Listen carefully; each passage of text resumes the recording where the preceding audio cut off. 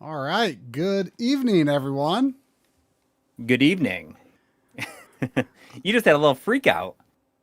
Well, I was confused because old Doc Dragon, who is a backloggery stream night regular, I saw him post in the chat. He said, "Hey guys, great video on the different ways to play Super Mario 64." And I'm like,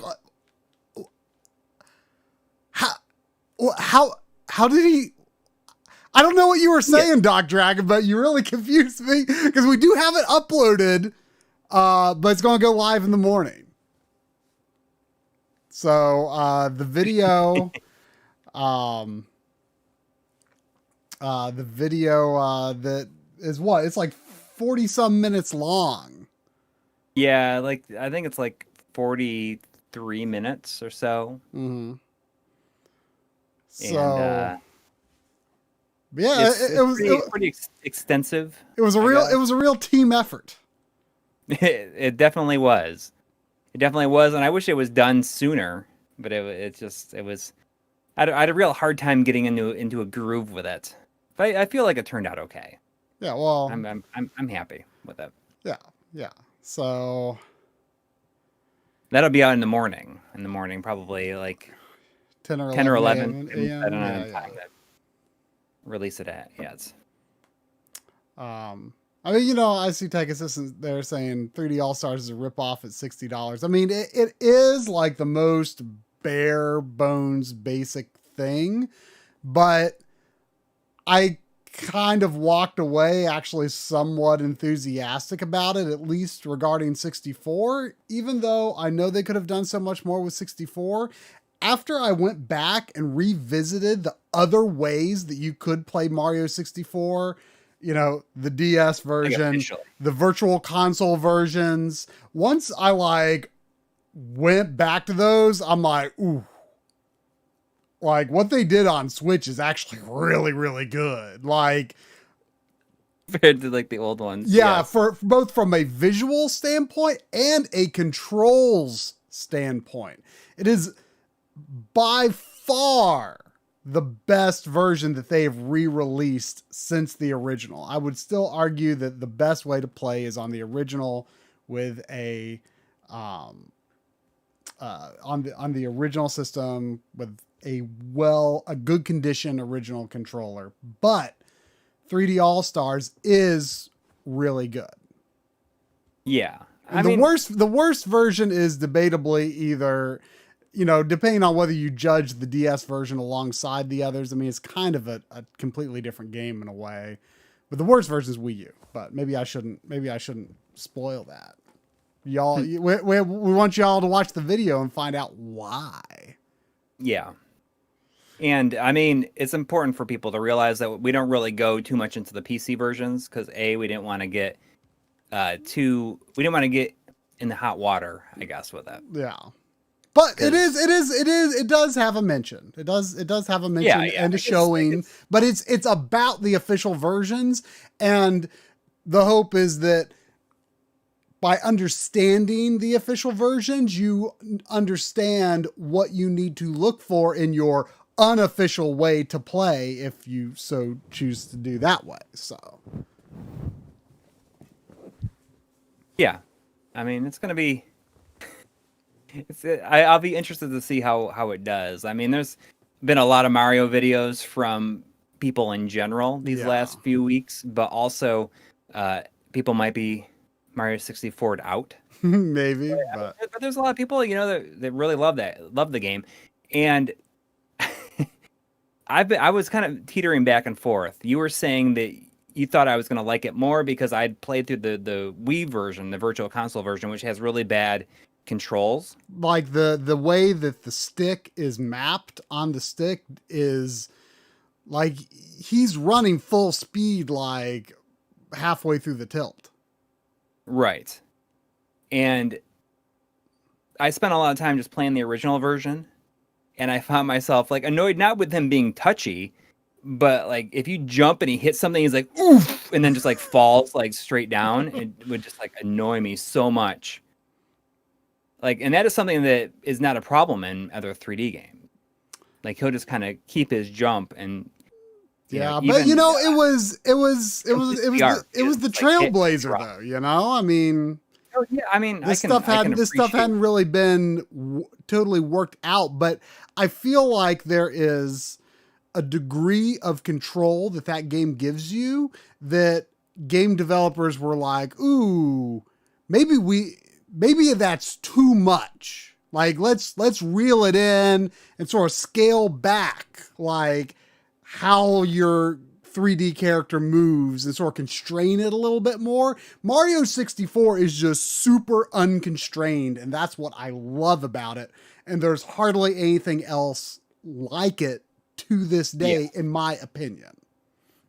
I think it's very worth playing because of that degree of freedom that devs tend to be a little afraid to give you anymore. Mm. Yeah, I mean, what I think I'm going to do is that I will probably play through the All-Stars version just to see how it goes, and if I feel compelled to get more than 70 stars this time, I think it's a big win for the game in my eyes. Well, I went for 70, and I was like, okay, I can beat it now. I'm just going to beat it and not play it again. I recommend playing it on your TV though, so you can use the Pro Controller. Yes, that is absolutely the plan. So. Look forward to that tomorrow. But for now, I am going to switch over to. I was thinking earlier today about playing Spyro 2. I was kind of saying before that I earlier in the year I was like, I should try to play like those major like platforming number 2s on the PlayStation systems that I haven't gotten to. And so instead of playing number 2, then let's look for go for a number 4. Yeah, I guess so. So I was like, but I kind of want to wait. I don't want to stream PS1 when I'm going to have PS1 digital very soon. I may as well save streaming PS1 when I get that. So I was like, I'm still in the mood maybe for a game in that vein. So I picked another Insomniac game that's on the old backlog. And it's interesting, this is a game that, I didn't know until you told me that like has like a full proper campaign. Like I always thought this was an online only type thing. Yeah, I thought it was. Like I never paid much attention to it because it was very clear that online was the focus for this game. But it's interesting. I mean, looking at the people in the chat room, it looked like there was a lot of excitement to see this particular game. It seems this game has some staunch fans. I played through the opening story. There's something interesting about a clankless Ratchet and Clank game. So it's just going to be essentially it's battle arenas, right? Well, I mean, I've only played I popped it in when I got it to make sure it worked. The disc is pristine. Mm-hmm. I bought mine brand new too. I mean, it does have like supposedly, maybe a 8-hour campaign. So I don't know if it's, I'm under the impression the campaign is more combat focused than platforming focused, but if people aren't familiar with Ratchet and Clank, I'm not sure how good of a representation of the series this stream is going to be, but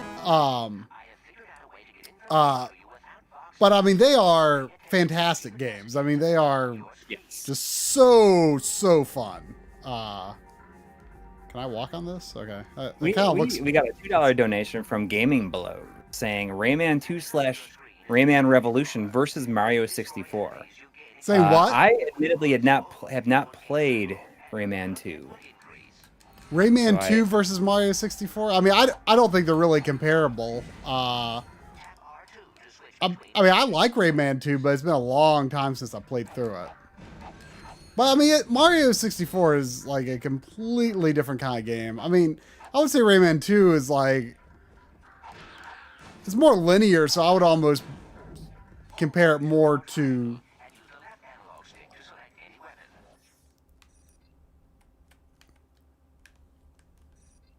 Compared to what? Hang on, I was trying to pay a little attention to what Clank was telling me. Oh, so you have Clank on the intercom or something? Yeah, yeah. Okay. Like that, and that like nerdy engineer guy. I know what you're talking about. I don't know his name. Yeah, like I think we got captured, and like we're being forced to play in this, Running Man game. Yeah. I see someone saying this was the last Ratchet game to be released on the PS2, but I think, and then someone mentioned after that did Size Matters ever get a PS2 port, and it did. So I think that was the last one. I don't have that one. But someone else said, wasn't this game really broken on the PS3? So they released an HD version of this, like not on the disc. They released a separate HD version of it, and when I found out that it was really busted is when I actually went and bought the PS2 version. Oh, I didn't even know there was a PS3 version. Yeah. I mean, it's the same as the. To be honest, this is going to be the first Ratchet game that I'm going to. I mean, I'm not going to finish it tonight, obviously, but this is going to be the first one that I'm going to finish on PS2. I got into the series with Tools of Destruction. Same here. And I loved it. And, so I played the HD collection on PS3. Yeah, the HD versions, I mean, the other versions of like 1, 2, and 3 on the HD collection, I thought were very good. I played through all of them and really liked them. The second one was my favorite. You liked the first one a lot. Yeah, it's really interesting the way that the characters are represented after the first one. Because like Ratchet, he's like kind of a dick in the first one, and they made him more like buddy in the second one, and that's why I like Going Commando. No, Going Commando is the third one. No, Going Commando is the second one. Yeah, and then the third one is Up Your Arsenal. That's right. And they were annual during that period of time. Yeah, well, I mean, a lot of these mascot style PS2 games were annual during that time. I know, and it's insane to think that they were able to pull it off. And these are 60 frames games with. I don't think the first game has 480p, but the games after that have 480p. This, I'm playing this in 480p on my 20L5 right now. Right. Oh, is it 480p? It is. It's 480p, okay, 60. We had a $5 donation from Chris. Thank you. He says, I need to sit down and play through Ratchet and Clank 1. I used to hang up the poster mounting putty, but it kept falling because the poster was folded in the case. Oh, I guess I didn't realize. I just bought a used copy of it. The first one it's tough. It's very tough. The final boss. Oh, in the first game it goes on and on and on. And it's like it's hard. Yeah. It took me like a solid evening to beat the final boss. The first game does play a little differently because it doesn't have strafing. Although I think you can.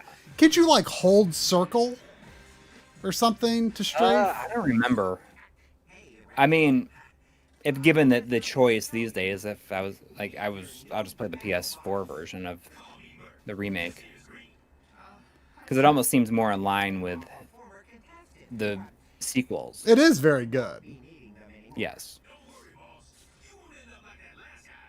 Although I mean, they make the original version. That Nefarious is like the main bad guy in the first one. Oh yeah. The remake, the main bad guy, but in the original, he's is he even in it? No, he's not. He was introduced in the third game, I think. But he I like think it's in the second one. he kind of went on to become like the. I don't think he was in the second one because remember, isn't Quark the bad guy in the second one? Okay, Nefarious didn't appear until the third game. Yeah, it's been a long time, I guess, since I played him. But yes, that is correct then. I say it like it's my favorite one, but I guess I've only played through it like one time. But it's the one I like the best. I guess in the entire series, Crack in Time is definitely my favorite. Yeah, I've only played that like. I mean, all of them I think I've only played one time, but I'd love to replay that one because it was so cool.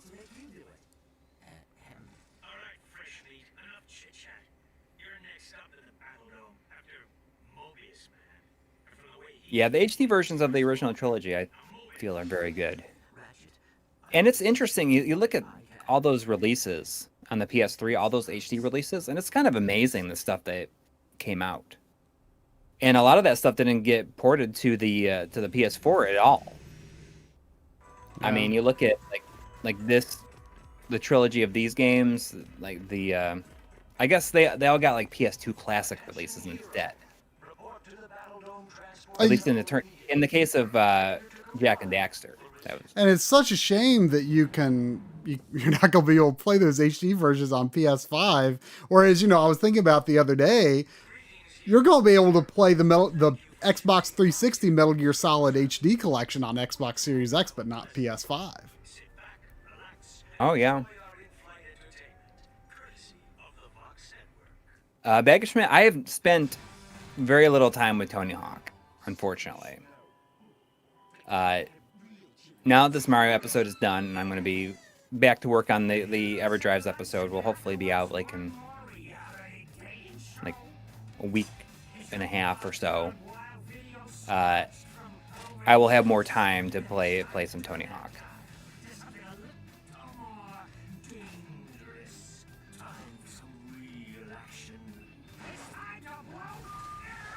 Yeah, and then there is the Sly Cooper collection.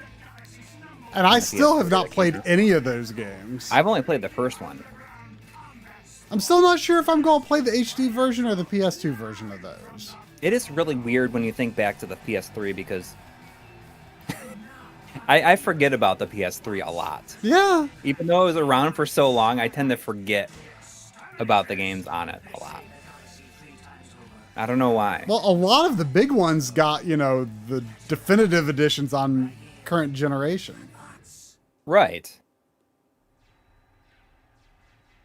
But still, I mean, it's weird for a system that was out for 10 years. Yeah. Like, was their main system for, well, not 10 years, but I mean, well. Pretty close. I mean 8 years. Right? What? Like 8 years. Yeah. I mean, but, it's a very long generation. It's in that weird area right now where it's not old enough to be nostalgic. You know? Yeah. And I mean, it's easy to forget that the PS4 has been out for basically that long already, too. Yeah. I know that because we did that video on our favorite games of the generation very early in the channel's life. Very early. The channel turns 7 on Thursday. Say again? We did a video on our favorite games of that generation because the PS4 came out very early after starting the channel, and the channel turns 7 on Thursday. Oh yeah.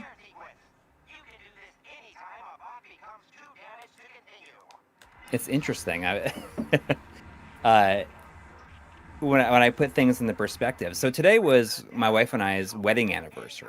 So I think about how the channel is 7, and my wife and I was at our 12th anniversary today. Our 12th wedding anniversary.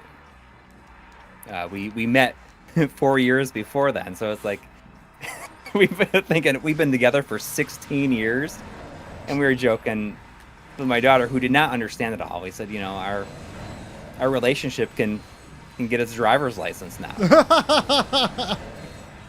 And she was like, what?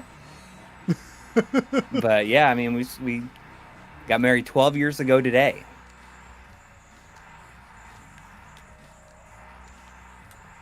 Yeah, we went out for dinner and stuff.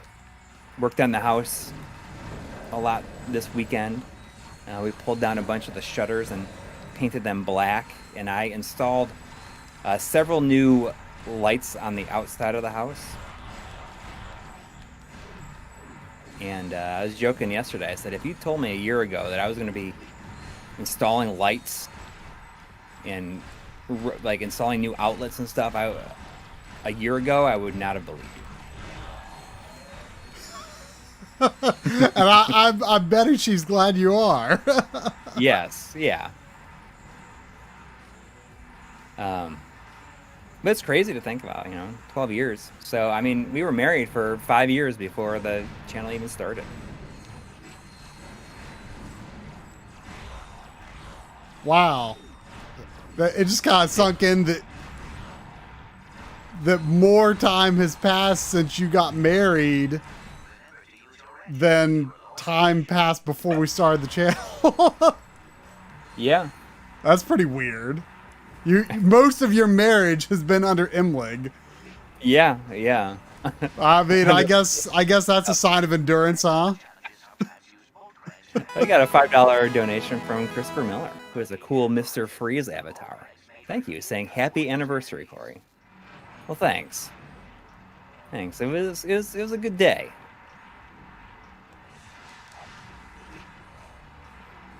Slept in for a while and then worked on the house, and I ran out to Costco and Home Depot. When I say stuff like that, I kind of feel like Will Ferrell in Old School. I got a pretty busy weekend planned, and I work on the house. Might go to Home Depot. I don't know if we'll have enough time.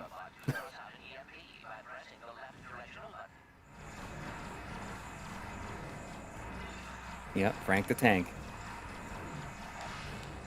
That's a great movie. It's a movie that I've watched almost more than any other movie that I own. I mean, I wouldn't rank it as one of my favorite movies, but it's an infinitely rewatchable movie for me.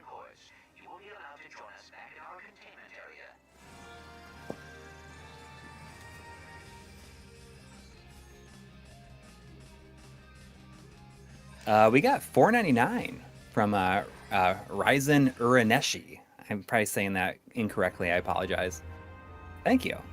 Saying I'm still a bit of in awe how awful the HD version of this turned out. Will you guys do a video on bad HD remasters?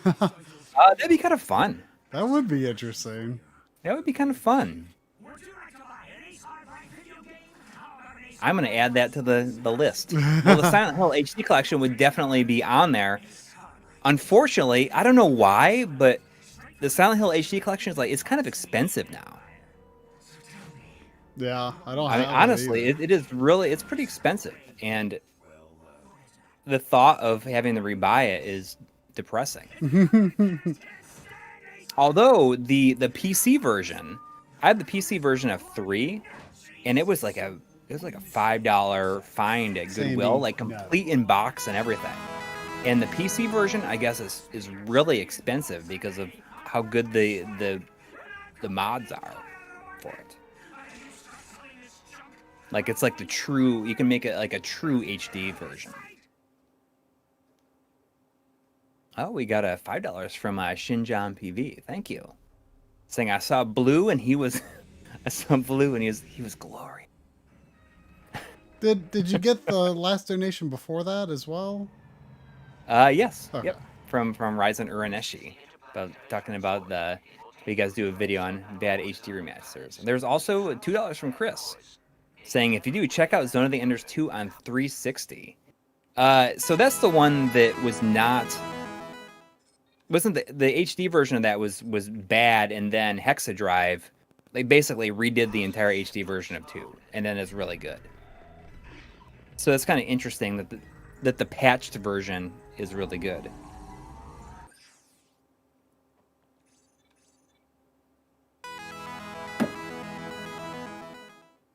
This is Deadlocked on the PS2. Mm-hmm. Okay, so you can buy HD Silent Hill Collection Xbox One through digital download. Okay, so the patch was not released on 360. Oh, we got a $1 from Bag of Schmidt. Thank you. Saying, you guys looking forward to the new Hyrule Warriors games, or are those kind of games not really your thing? I do like the Muso games. I've played Dynasty Warriors 8, Hyrule Warriors, Dragon Quest Warriors, and Fire Emblem Warriors. And I am looking forward to the Age of Calamity. I think that's like actually kind of an inspired way to tell like the story of what happened 100 years ago before Breath of the Wild, you know? Like that's actually a really good fit, I think, for that. I mean, I have honestly not seen the trailer for it. Like, I know that they released a trailer for it, and then they also just had a big event, like a big, like Nintendo Direct about it, like yesterday. No, I didn't know. I have not seen the game in action. I mean, I will eventually get it, but I'm not chomping at the bit for it, for sure. A lot of people are really excited. It seems like a really cool era for them to do a game like that on. I mean, I still think that the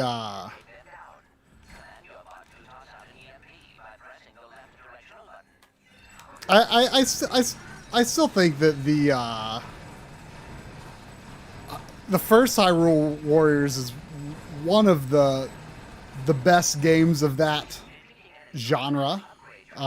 Yeah. Because like I just feel like the different characters were a lot of fun in that. Like they just like Fire Emblem Warriors in a lot of ways was my favorite of the Musos that I've played so far. I just feel like the strategy element and the battle structure like really added a lot to the game.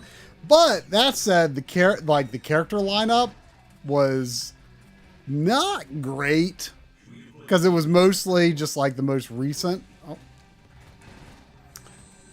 Mostly just like the most recent Fire Emblem games. Which, I mean, it's fine and all, but like I would have liked some characters from like the GBA games and stuff. Mm-hmm. And but and the character like the differences between characters didn't seem as pronounced, I guess, as like Hyrule Warriors, but it was a really, really good game. I only played that just a couple of months ago. Oh, the Dragon Quest Warriors. Yeah, I need to get around to that. I'm slightly Dragon Quested out. You just finished Act 3 of 11. Yeah, I got the actual real ending on Friday night, and my final time was 100 hours and 23 minutes. And I didn't really need to do that. I just got into just kind of going overboard. There was a lot of stuff I did not do. But it was good. It was good I mean, I could have beat it a long time ago. But, you know, I maxed out almost all my characters. And, I mean, level-wise. The way that the skill points work out, I don't know if you noticed this, but the way that the skill points work out is that you do not have enough skill points to fill in the entire thing. You'll always have at least one thing left, and you have to get skill seeds to fill that last one.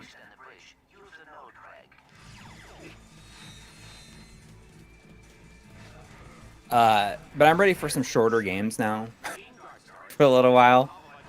I don't know what I'm going to play next. I feel I've spent so much time in that game that I just really don't know where to go for the time period. I don't want to do anything. And like I could have played something last night. Instead, I decided to finally get around to watching some of that Netflix Castlevania show. Oh yeah. Have you not seen any of it before? No. I watched the first season, which I can't believe was only 4 episodes. The first 2 seasons are really good. I thought the the third season was a little disappointing, but like it's definitely still has more story to wrap up. So like it felt like set up for a really good season 4, but season 3 I felt was a bit of a detour.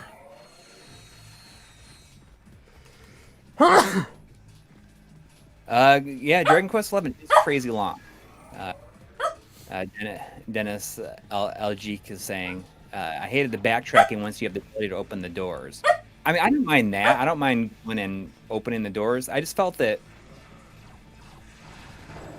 the way it transitions from Act 1 to Act 2 was amazing. But then I was just kind of like not super into it, just like how long it took to get everybody.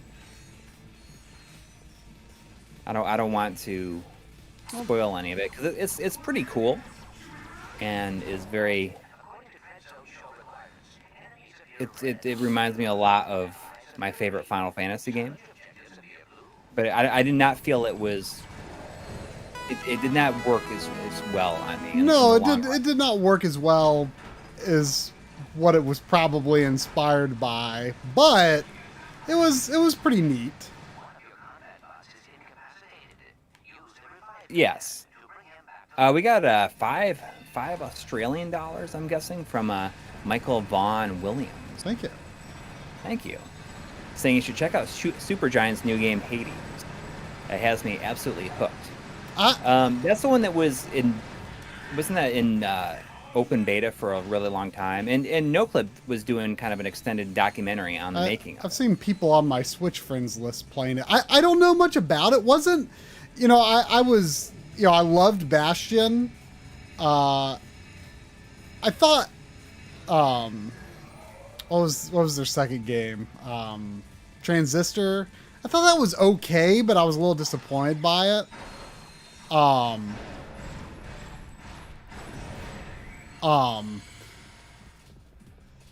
then, their next game, wasn't it like some sort of a multiplayer thing or something? Like, or I think the Hades isn't that the multiplayer game? Or is that their third or fourth game? I don't know. Their third game. One, right? I mean, I don't know if I judged it unfairly. I mean, I didn't play it, but their third game, whatever it was, something I read about made it sound like, oh, that doesn't sound like something I would called like. Pyre, maybe? Oh, yeah. What's Pyre? I forget. Like, I don't know. It's either multiplayer or like procedural generation or something. It had one of those things in it. And I was like, oh, yeah, that doesn't sound like something I want to play. So Transistor is seen as a massive disappointment. Oh, really? Is that a common opinion? I really hated the ending in it. You haven't played it, have you? No, I've only played the first one. I really hated the ending. Like there was just a lot of things about it that was just like, but Bastion is awesome. Yeah, I really like Bastion. I played Bastion when I had my Pylon Idol cyst removed. Oh yeah. I played Bastion, and then I played Earthbound for the first time after I had my. Oh, man! Nothing like some video gaming while you're sick, right? Or well, recovering. I wouldn't say that I was sick. It looked like someone shot me with a like at close range with a gun in my tailbone. That's really what it looked like. Like someone took a 9mm with like rubbing against my tailbone. But we had a $5 donation from Otter Mafia. Thank you. Saying, what are you using to stream the PS2 RCA connection? It's just PS2 component cables. I think I've actually got the HD Retrovision component cables hooked up, but I mean, not that on the stream end you would see any difference. But it's the game is set for 480p because it does natively support it, and it's just running to the OSSC. If it didn't support 480p, I would have been running it through the DVDO iScan Pro before the OSSC. Yes. We also got $9.99 from Benjamin Franklin. Really? Thank you. Saying I don't have a 4K TV now, but plan on upgrading in the near future before I buy the PS5. Do you guys plan on making any upgrades with your TVs, or planning on keeping your current setups for now? I am personally like not going to like upgrade any display devices. I might buy a new living room television. Yeah, but that's not But in going to terms of, really like, be playing like. games, That's going to definitely be more of a budget decision than like what's going to be best for gaming. No, I've got, gosh, I was thinking about earlier today, like I can't even remember the model number on my OLED. I think it's the B6, I think. Am I supposed to have the weapon for doing that? the tether. He hits circle.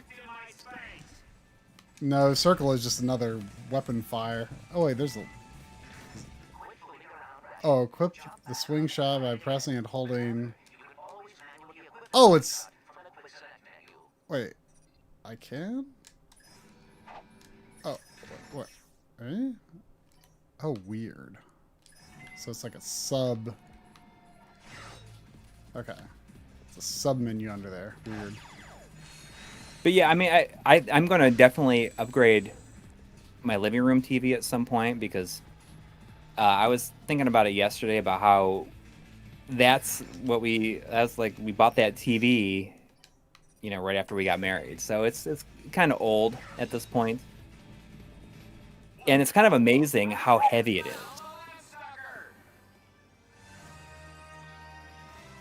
Professor Badby is saying, "Whoa, I've never heard of anyone else having a pilonidal cyst." Yes, it was not fun, but I had it removed, not drained, but fully removed, and it's not been a problem ever since. I had a very small one. I mean, I say small. I mean, I don't know. I never saw it. But, I mean, nothing extreme had to be done like surgery. But I had very, I had a little bout with one for a few weeks when I was like 16. I mean, I don't know if it was technically the same thing, but, a similar thing in the same vicinity. I mean, this is just like something that you're born with. And it was never a problem like growing up, but it wasn't until I was in my mid to late 20s where it started to become an issue. Where it would like leak or drain. Oh, so you like always had it? Yeah, I mean, you're born with it. Oh, huh. A lot of times the pilonidal cyst is made up of like when you're formed, as just like when you excess are, fluids and formed, it's like a lot of like the leftover gunk or leftover stuff. Sometimes it can be like, I mean, my doctor who removed it was telling, I mean, I've told this story before, it's so gross, about how like he had a patient that was one, theirs was like the size of a softball, and when it was removed, it was filled with hair and teeth. Oh, I've heard of that kind, or maybe I heard about from you. You heard it from me. I know that's gross to talk about it, but it's a very real thing. It's like usually like right on your tailbone. Okay, let's see. Cyst chat, yes.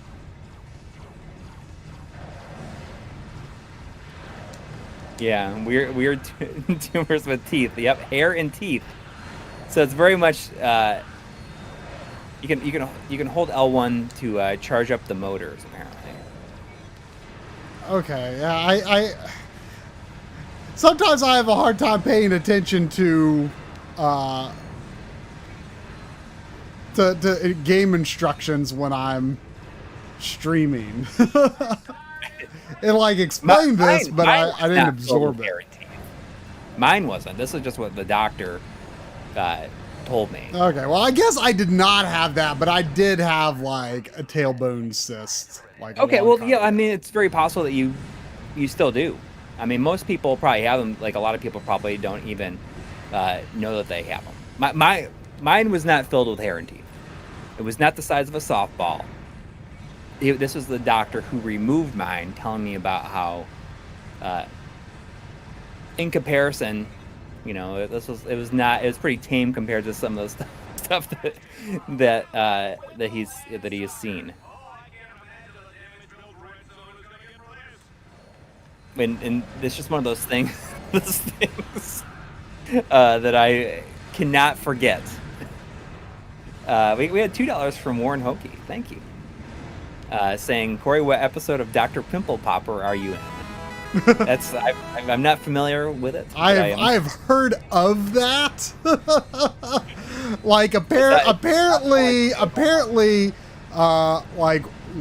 like there's like a whole subgenre of like internet videos where like people just like get some sort of catharsis from like watching like giant pimples and cysts be drained. Yeah, that's not. I mean, it sounds not. No, I mean, I won't lie. There's catharsis from popping my own pimples, but I don't need to watch no one else's pimples be popped. You know? Yes, that sounds. There was $5 from Aaron Welsh saying, "This is so maybe we can not talk about cysts." Thank you. You know, I mean. When was that? So that would have been like a year before my daughter was born. So it was pretty early in our marriage. But I mean, I could not do. I just want to finish talking about the procedure of afterwards. I mean, I had to like lay there all the time, and I just had this like gaping wound on my tailbone, and my wife had to change the bandages on it, like the dressing on it, like 2 times a day. Wow, jeez. And it's like this hole, and she had to like dump like hydrogen peroxide in the hole.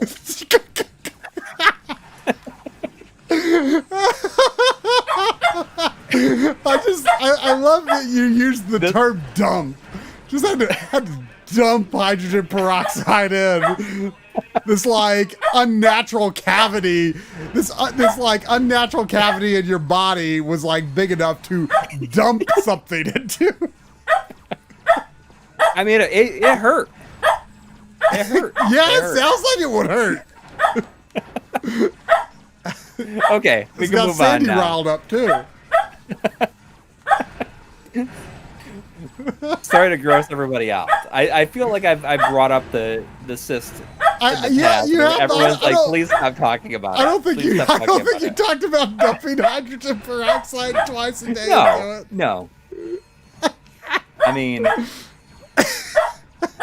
it was probably like a shot glass worth in there. I mean, it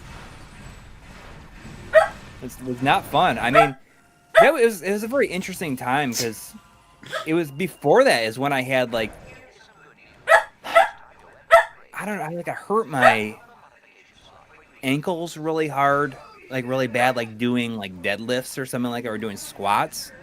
Like I had a trainer at one point that like, I don't know, like he instructed me to do it very badly, and I like my ankles were all like swollen and stuff, and I went to the doctor, and the doctor prescribed me this medicine called Levaquin, and it was the worst experience I've ever had like on any kind of medicine. And I tell all my doctors now that I can't have anything like in the entire the quinolone family of like medicine.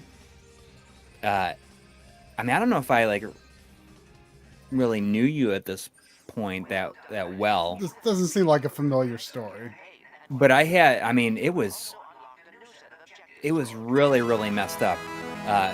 It made it so that the tendons in my legs became very like I couldn't bend them. Like I couldn't bend my legs. Wow. And I thought that it was gonna like mess up my like entire like like I wouldn't be able to walk normally again. Because it was like painful and I couldn't bend them, and it went on for days and days and days. And I mean, they were telling me about how it makes your tendons like really brittle. And someone went on it, and it like made their Achilles tendon like just like snap. Wow. So that was like the worst medical experience I've ever had, and I tell all doctors, like I will not take on anything in this family of medication ever again. So I just tell everybody I had a bad reaction to it. Like if I have if it was like a allergic reaction to it, I don't know. But I'm a big fan of like hover bikes and stuff. This looks pretty fun right here. I'm unsure if this was an optional mission I took on. Wasn't 100% paying attention, as has been the case this whole stream. I saw there was interesting because it feels like... Huh? Oh, go on. It feels like after the first Jak and Daxter, I wonder if Ratchet and Clank came out in between Jak and Daxter 1 and 2. I wonder if it had any effect on the direction or the gameplay style of Jak 2. I don't know. I mean, I think Jak 2 is pretty different. I mean, I've only played a little bit of Jak 2. I intend to play through it someday, though.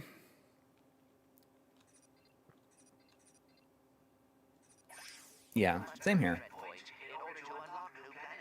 my No-Go is saying my life in body horror. Looks like Sean Quinn saying he had a bad reaction. Do you have a bad reaction to Levaquin? Is that the...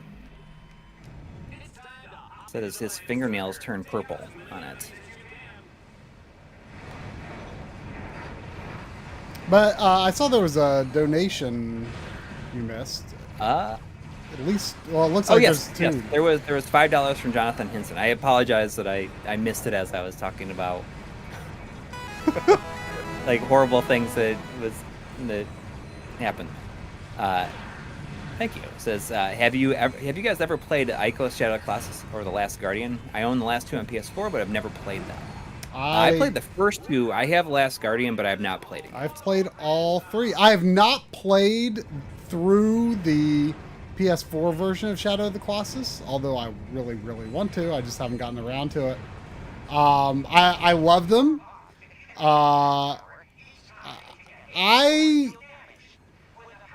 My least favorite is probably Ico, but I get the impression the popular least favorite is Last Guardian, but I really liked it a lot. I think a lot of people don't like, how the creature kind of, it has a mind of its own, and sometimes you kind of really have to goad it into getting it to do what you want it to do. But, like, I thought that was, like, kind of part of the experience. That's part of the game, this creature isn't really going to necessarily do what you want it to do. And I think that frustrated a lot of people. And I really liked it. It endeared me to it all the more. See, I see CW saying AI sucks in The Last Guardian. I think that's the point, though. I think that is the point. Like, it's just like, huh? Like, I can't get Sandy to do what I want her to do half the time, Like, that is dealing with an animal. And I really loved that experience of it. Ico is fine. I just think it's kind of a little boring to play. It's okay. But Shadow of the Colossus I would say is my favorite of them, for sure. There's also $5 from Edward Stumful saying, My Life in Gaming, Episode 3, Revenge of the Cyst. Also, any update on when the CRT geometry episode is coming down the pipe? I mean, hopefully within a reasonable amount of time. I mean, most of it is like basically shot at this point, and just needs to be edited. Well, Try to spend a lot of time with. I don't know if necessarily most of it is shot, but like the key things that that we didn't really have access to. If you are looking for like a weird kind of crossover that we did with Retrotech, you can check out the video he just released, I think earlier in the week, on the repair that he did on my PVM 20L5. Really, it was just a recap and a cleaning, but it was pretty filthy inside. I've had like no less than 3 people direct message me on Discord to tell me that I can't believe how dirty your PVM was inside.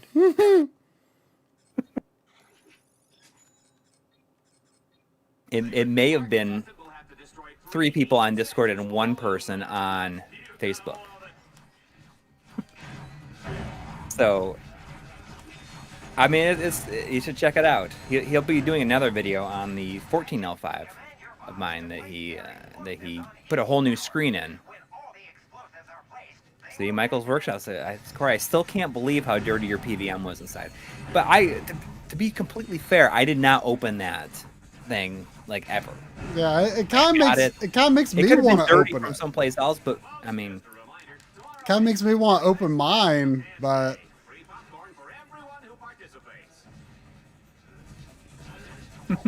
I'm gonna have Steve work on mine sometime. Yeah, I mean, you might be seeing him in the coming weeks. Well, no, that was this past weekend, but it didn't work out. The timing wasn't good. Yeah. But it would have been. Did not have a pilot idle system. I mean, if it did, Steven, you didn't tell me about it.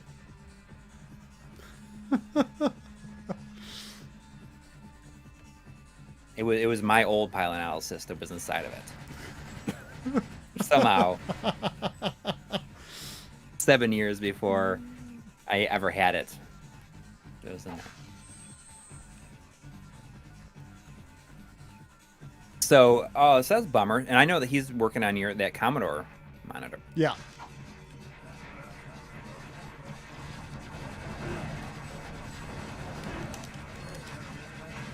Let's see here. Ooh. There's $5 from Hey Ya. Thank you. Saying if you both could get any PS2 title a quality Blue Point remake, what's your pick? Also, game Last Guardian again, except the pet is a Colossus. Now that would be pretty sweet. I mean, I think the Thing Trico, as I guess it's officially called, is very endearing on its own. Let me look at my. It's hard to realize. Think about what it's not been already gotten a re-release. Yeah, but like like Blue Point, starting with Shadow of the Colossus, and now with Demon Souls, like they've like gone into like a whole different ball game with the level of remake that they're doing. It's not just an HD. I mean, they used to do like,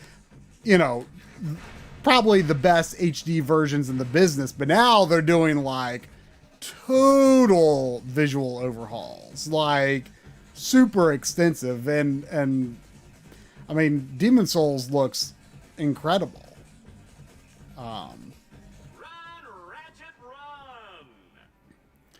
Gosh, like what else on PS2? I mean, a lot of the really good stuff has already gotten re-released. What about like the Ape Escape trilogy from PS1 to PS2? I mean, that would be very cool. That would be great.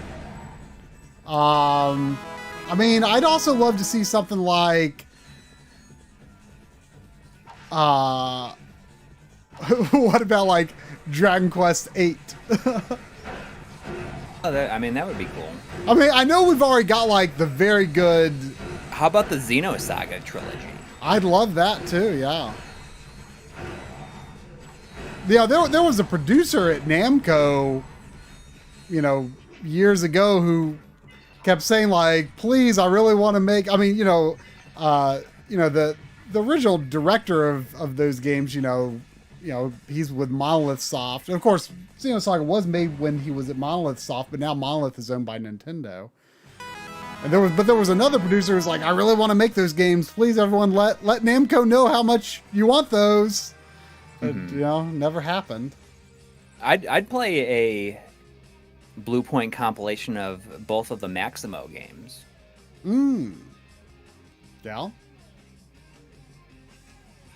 I feel like Demon's Souls is a very surprising game to get remade, because it is quite beloved, especially among like the hardcore Souls fans. I remember when Demon's Souls first came out, like I played Demon's Souls first, before Dark Souls came out, and I really, really liked it. But like, I wouldn't have considered myself one of the hardcore players that just devoured the game and just learned it inside and out. Those people still prefer Demon's Souls over Dark Souls. And for me, the more cohesive world design of Dark Souls elevated it above Demon's Souls for me. I'm actually really excited about revisiting Demon's Souls, especially because like Blue Point just looks like they were so on point with what they're doing with that. I'd also play a Blue Point compilation of Dark Cloud 1 and 2. I still need to play through those. I played several hours of Dark Cloud 2, like I want to say like 2005 or 6. I wasn't really feeling it at the time, but I feel like I might appreciate it more now. We had $2 from Warren Hokie saying, no question, just thanks for the content from Texas. Well, thank you. Thank you. And we got $5 from EB Chill. Wow. EB Chill 2, I'm sorry. Yeah. Good old EB just here Chill to 2. play. I heard PS5 won't link with the Vita as a controller. Ape Escape 2 and PS2 titles on the PS4 look great on the Vita. Yeah, but they probably just have to say F it at this point. No? I never really thought of that. Yeah. I mean, I'm very skeptical of what PS5 is going to offer in terms of backwards compatibility. Like, we know Microsoft is going to nail it. I just hope that they do introduce more original Xbox games and more 360 games, but the 360 list is already like quite good. I would like more, but it's already very, very solid. But the original Xbox, I mean, what they've already done with it is great, but it's just not enough games. We didn't really talk about the whole Microsoft buying Bethesda. Oh yeah, that's pretty. It seems like so weird. It is weird. Like, I'm all for it's Microsoft. It's smart, but it doesn't seem like right. Because I mean, this is a company that's big enough to have their own E3 press conference. Yeah, like I'm all for Microsoft doing what they need to do to be competitive again, because they've got an uphill battle after Sony just trashed. Well, I mean, Sony didn't really trash them. I mean, Microsoft they had the wrong messaging up front, and so many people had already made up their minds to switch to PlayStation before the generation even began. And having the more expensive console with less power, didn't help them either.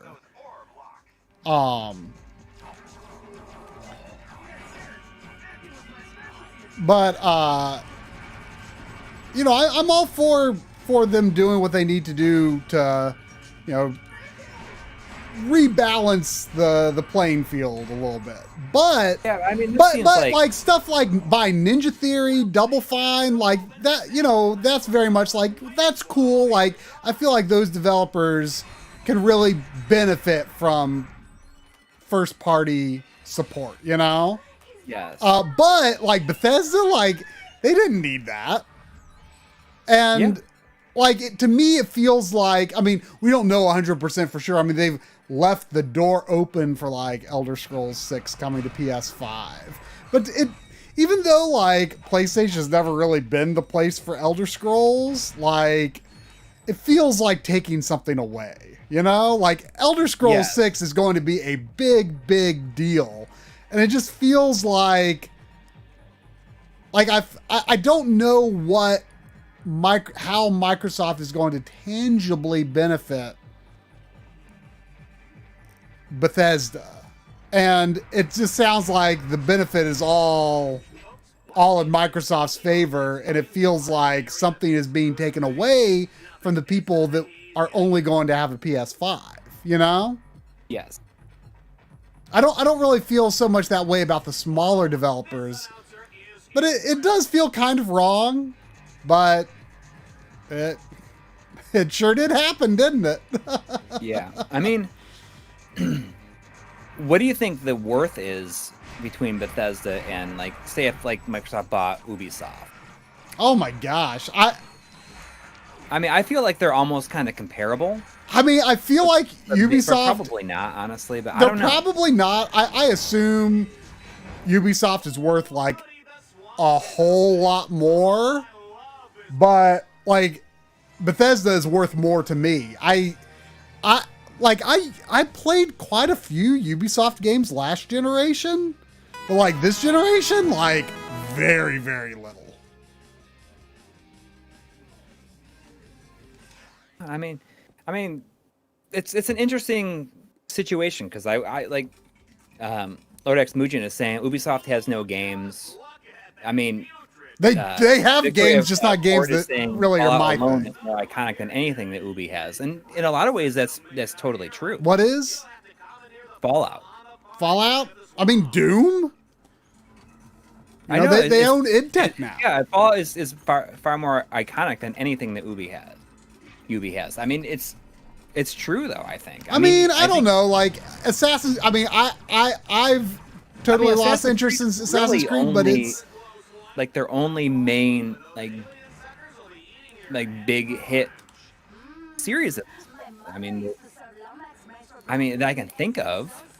I can't even think of what the last game. Well, see, they've got all that Tom Clancy stuff, and like that doesn't mean anything to you and me, but I think like Joe Video Gamer that's buying, you know, just like walking into Walmart, like I think that's still pretty big for people like that, you know? Yeah.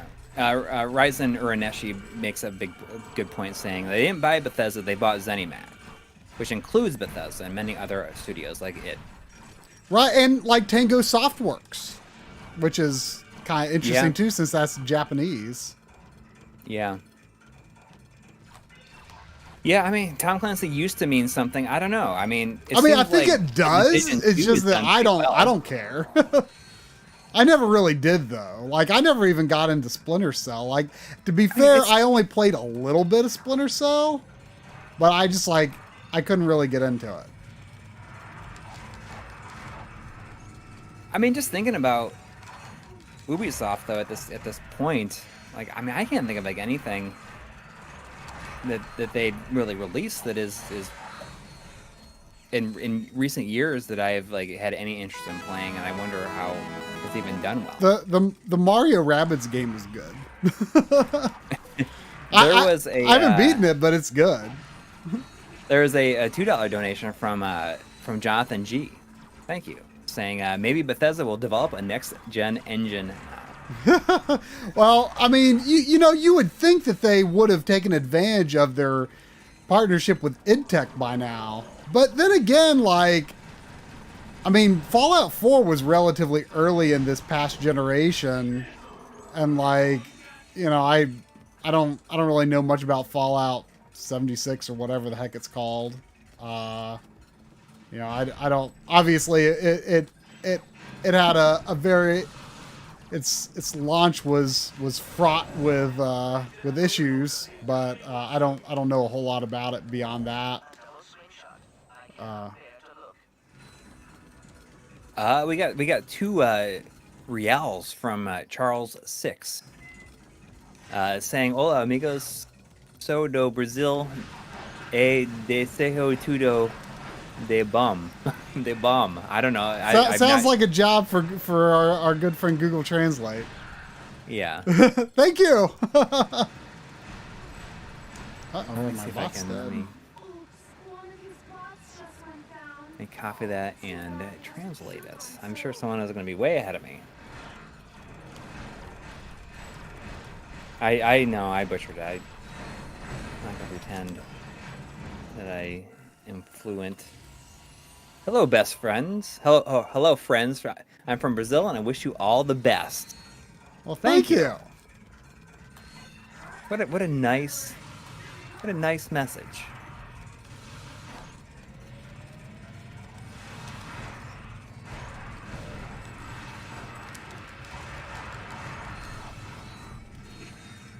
But even thinking on like Ubisoft not having anything that's like really a big deal.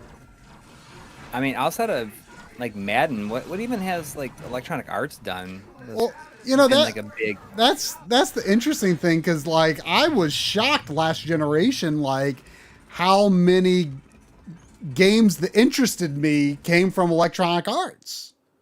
Because you know, you had the Mass Effect trilogy, you had the Dragon Age games, you had Dead Space, like all really, really good stuff. And like this generation, I don't know, like if I've bought any EA games this generation aside from Dragon Age 3. Yeah. They did. They published A Way Out. That was really good. But otherwise, not much. We also got 2 Canadian from Jeffrey Smith. Thank you. Joeffrey. Looks like it's... You want to try a crack at this one? Looks like a... Did you do French? Can I do French? Is that what it is? I took French. German and I took German in high school. Okay. I'd say Joffrey.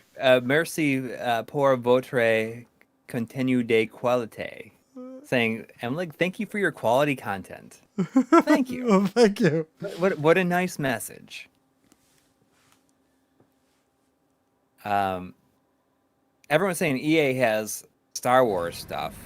Yeah, but it's all like so far it's all been like multiplayer focused. Well, other than what was it called? Jedi Fallen Order, which I am interested in. Like I feel like that's a game that if I saw this year for a good Black Friday deal, I'd get it I get the Xbox One version, because I feel like some of the issues I heard about on it could have been possibly fixed by fixed with like the SSD. Well, you know, you should play it. Do you have Titanfall 2? I do. You should just spend a weekend and play through the campaign on it, because it is awesome. And I feel like if you played the campaign on that, it would make you more interested in basically anything that Respawn is going to do. And I bet you if you played the campaign on that, it would make you more interested in playing Fallen Order. Because the campaign I forgot that they had done that. Well, I didn't say I was uninterested in playing Fallen Order. I said I am. Yeah. Oh yeah. I just said that I was kind of waiting for the next gen upgrade, I guess. Or not necessarily upgrade, but just the benefits of running on, Series X. Which, by the way, I did manage to get a pre-order this week. I mean, yes, I know there's not much of a... Oops. Uh-oh. I mean, I know there's like not that much of a reason to get into the next gen stuff right now, but just like,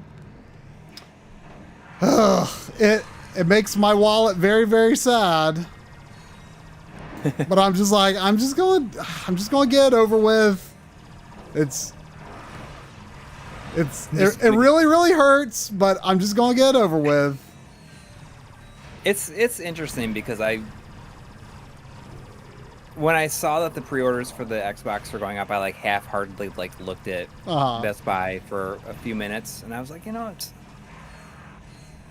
I think I'm gonna be okay. Not for a little while.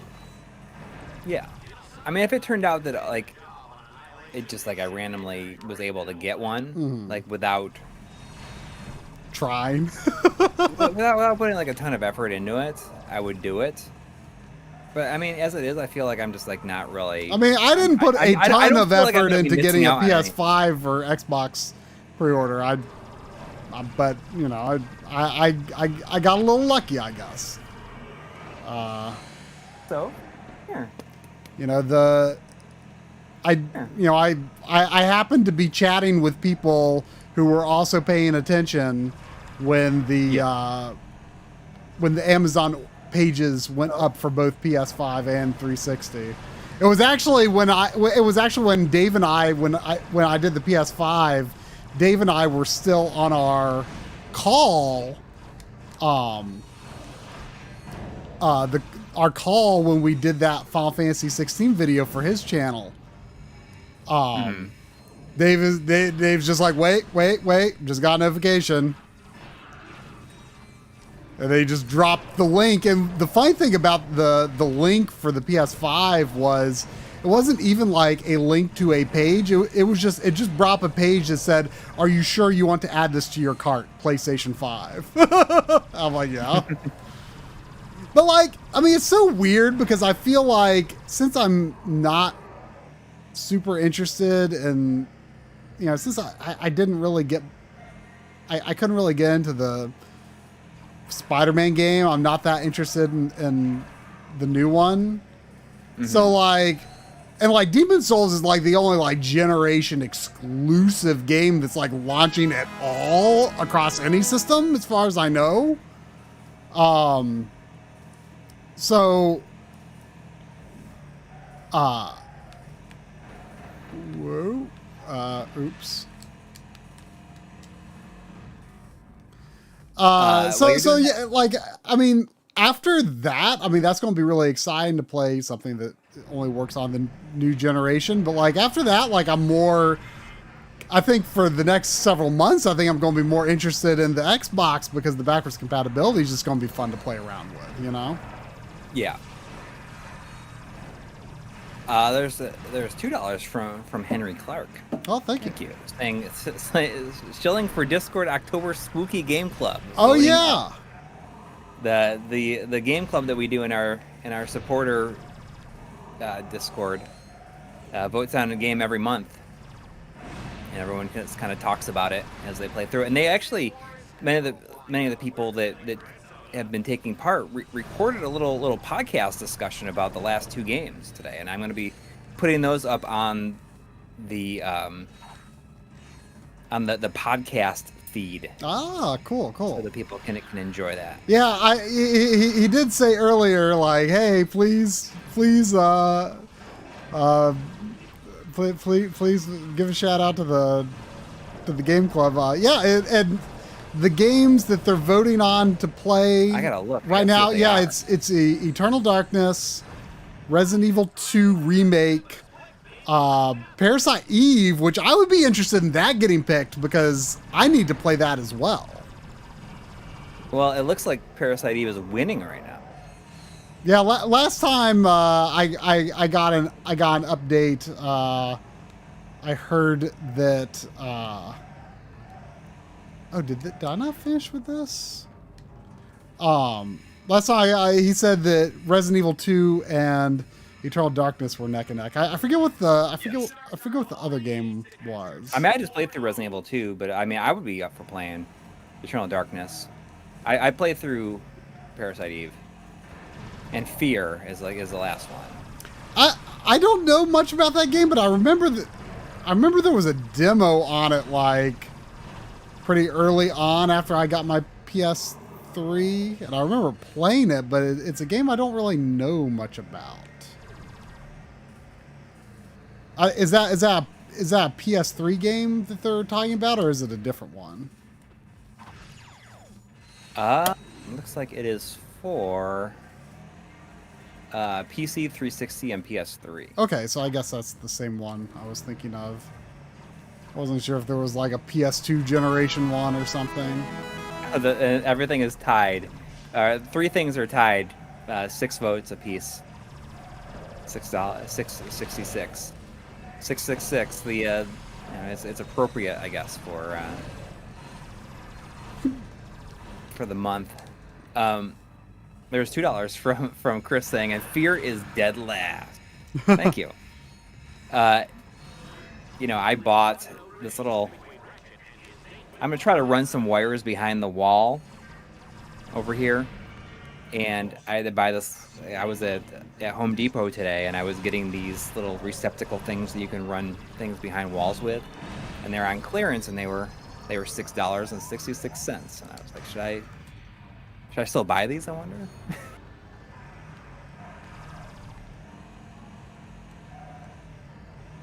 Oh, the Thing would have been a more competitive pick.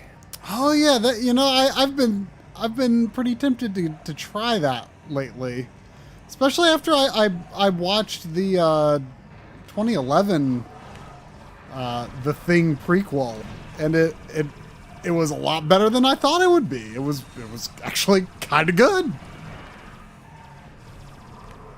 Wait, do you own Parasite Eve? I do. I don't have the second one though.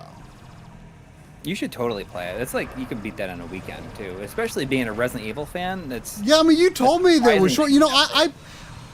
It's actually the second time I've owned it. I owned it a long time ago. Well, not a super long time ago, but like maybe 12 or 15 years ago, and I just remember not really feeling it.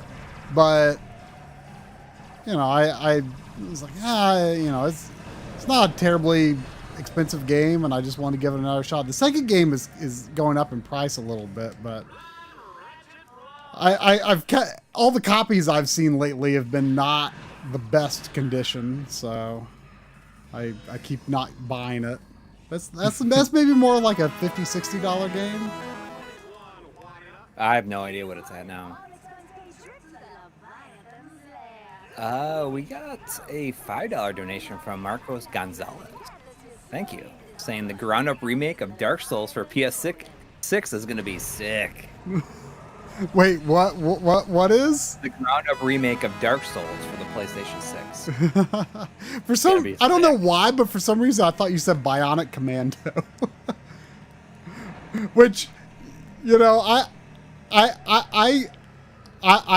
even as horrible as the art style and story is in the 3D Bionic Commando game. All the characters are. Yeah, everyone is like the most unlikable character in video game history in that game. But yeah, I mean, if I don't know if it would be a difficult game to revisit, but like at the time, it was actually pretty fun. Like. If you looked past everything that was horrible, it was fun to play. Yeah, I totally agree. I played through it several times in my lifetime. And there was $4.99 from Will Snutherly. Thank you. Saying thanks for the continued high level of content. If I keep watching, I'm going to end up a full-blown collector. Well, hopefully that's what you want to be, so you keep on watching. And we'll do our best to keep on delivering the content. It's funny. I was talking to you earlier today about how I think that sometimes I feel like making episodes has gotten to be like sometimes I'm slow at it because I get so caught up in wanting to have B-roll for everything, and I sort of lose the plot in terms of the amount of B-roll that I shoot. Mm-hmm. In that I get preoccupied and feel like I need to B-roll a shot for like everything, and each shot has got to be a nice looking shot. Mm-hmm. So I when I watched the segment you do on the 3D All Stars, and I realized that it was very, very light on B-roll. Mostly game footage. Yeah, that's when I realized, like the game footage is the point. In this case, B-roll anyway. is not the point. I mean, there was the case of like Analog Frontiers Part 2, for example, that required a lot more B-roll because it was talking about a lot of hardware, but like Analog Frontiers Part 3, I believe, is going to have a higher ratio of just direct capture game footage because it's it's not as much about the hardware, So it just depends on the topic.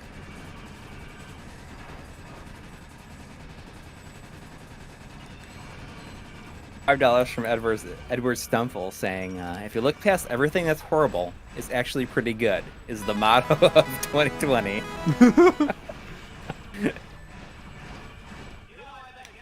That's true.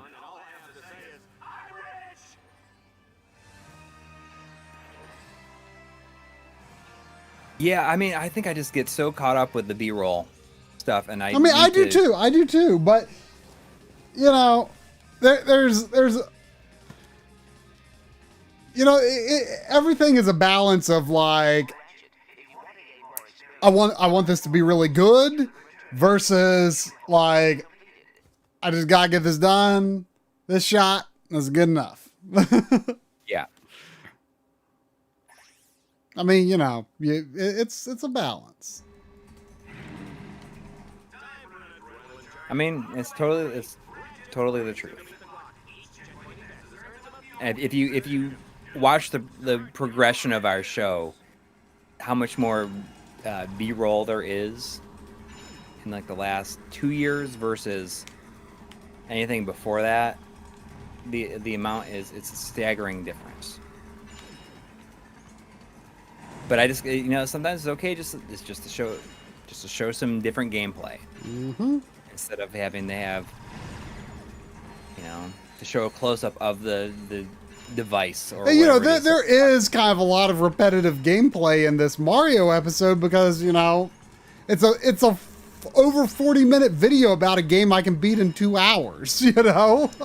Yeah.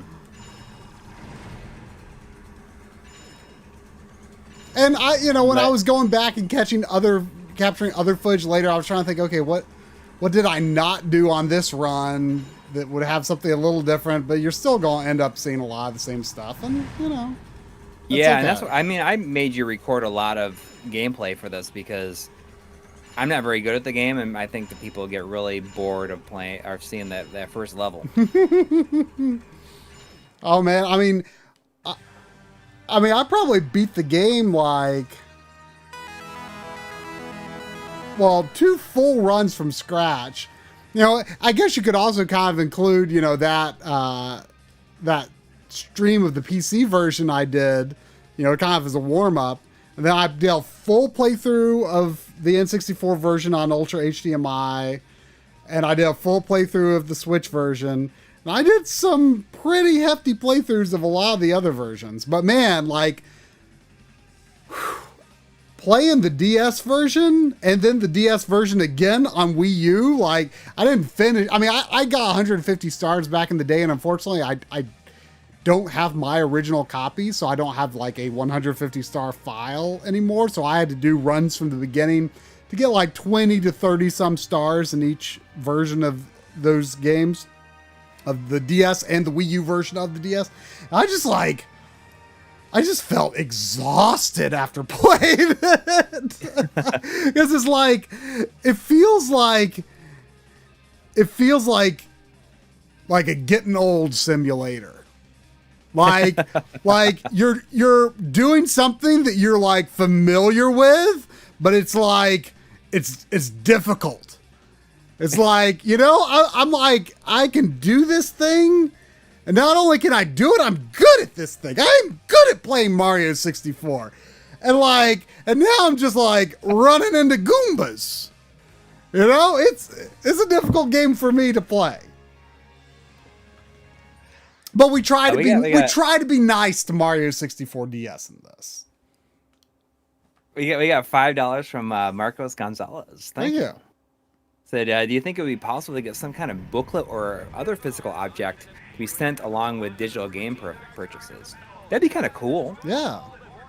I mean, even if it's just like a case. You know, there have been a few cases where, you know, kind of the reverse has actually happened where I don't know how often they've done it, but let me think, was it, well, what was it? I got Limited Run sent like a digital code for something that I bought. And I don't remember off the top of my head what it was. But like, you know, like that's kind of an interesting way to do it. And that, I guess that way, like a collector could, you know, just not open it if they wanted to use the digital copy. Mm-hmm. In my case, I gave the digital copy to a friend, so I can just wait for the. I'm fine waiting for the physical. I like that. Yeah, they sent out codes with Carrion recently. I pre-ordered that, and it was cool to get the code with it. What was it? Carrion. Oh yeah. That was it. You should have got that. Was yeah. That was it. That was the one. So was it Aaron Welsh saying, has the Console Wars documentary been released yet? Kind of looking forward to seeing that. It came out on Friday, I think. I have not seen it. But Joe Reddifer told me that all the scan lines are vertical in it. Wait, what? On their gameplay footage, they put scan lines on their gameplay footage, but it's all vertical. Oh no! It's not like a. Is it just like trying to simulate like a shadow mask, or he sent me like no. He sent me a screenshot, and it's of the NES version of Contra with vertical scan lines, and he was like, this isn't the arcade game." It's like, actually, all of the scan lines are vertical. It's almost like somebody played an arcade game and thought that that's how all of the scan lines were. It's very surprising. I still want to see it, of course, but I've only watched the CBS All Access has a like a free trial, so it'd be worth watching it for. I've only watched the first episode of the Netflix documentary series. Yeah. I thought it was pretty good overall. I mean, there's a lot of things that aren't how I would have done them, but right. That's okay. I mean, you know, they have their own style that they're going for. But I mean, I enjoyed watching it. I just haven't gotten back to it. I've been in a very good groove lately with like. I've just really been in the mood just play video games in the evening, and I don't know. I've just been playing video games instead of going to Netflix. So,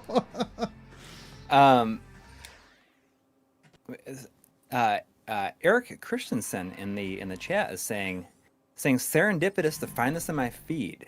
I worked on this game lifetimes ago. Really? Cool. Smoke Monster saying, watch their scan lines when they zoom in too. It's hilarious. See, now I want to see it, just to see like what happens when they zoom in on those scan lines. I mean, it's really weird to think about it like that, because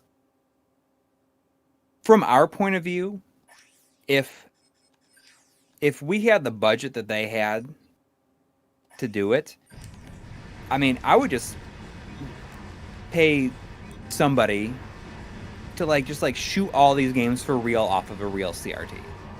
Yeah. I mean, it's not that hard And it's to like, show I it feel for like real. there's somebody out there that, like, for an hour and for a 90-minute documentary, like, how many different games that they show? I guarantee you that they could pay somebody $1,000 and they would capture gameplay from every single game that they needed to show, and they could just like set a camera up in front of a CRT, and just, you know, like, as long as they have the you know, like a synchro scan going on it, just like record it. And they probably had to pay more than $1,000 for what they got. Yeah. Yeah, and it could have been so easy. I mean, I don't know how many games we're talking about, but I mean, you know, we probably could have gotten them the footage they needed in a day or two. Yes. I mean, just, you know, somebody who has like an EverDrive or a Mega SD can just like sit there and record gameplay footage from every single thing or that a they Mister. would need. Or a Mister. Yes, exactly. Because there's no, I seriously doubt. I seriously doubt they're recording from original hardware anyway. They could capture it using a Mister with the scan lines already on it. I mean, or they could just use RetroArch with, you know, one of the shaders. You know, like they.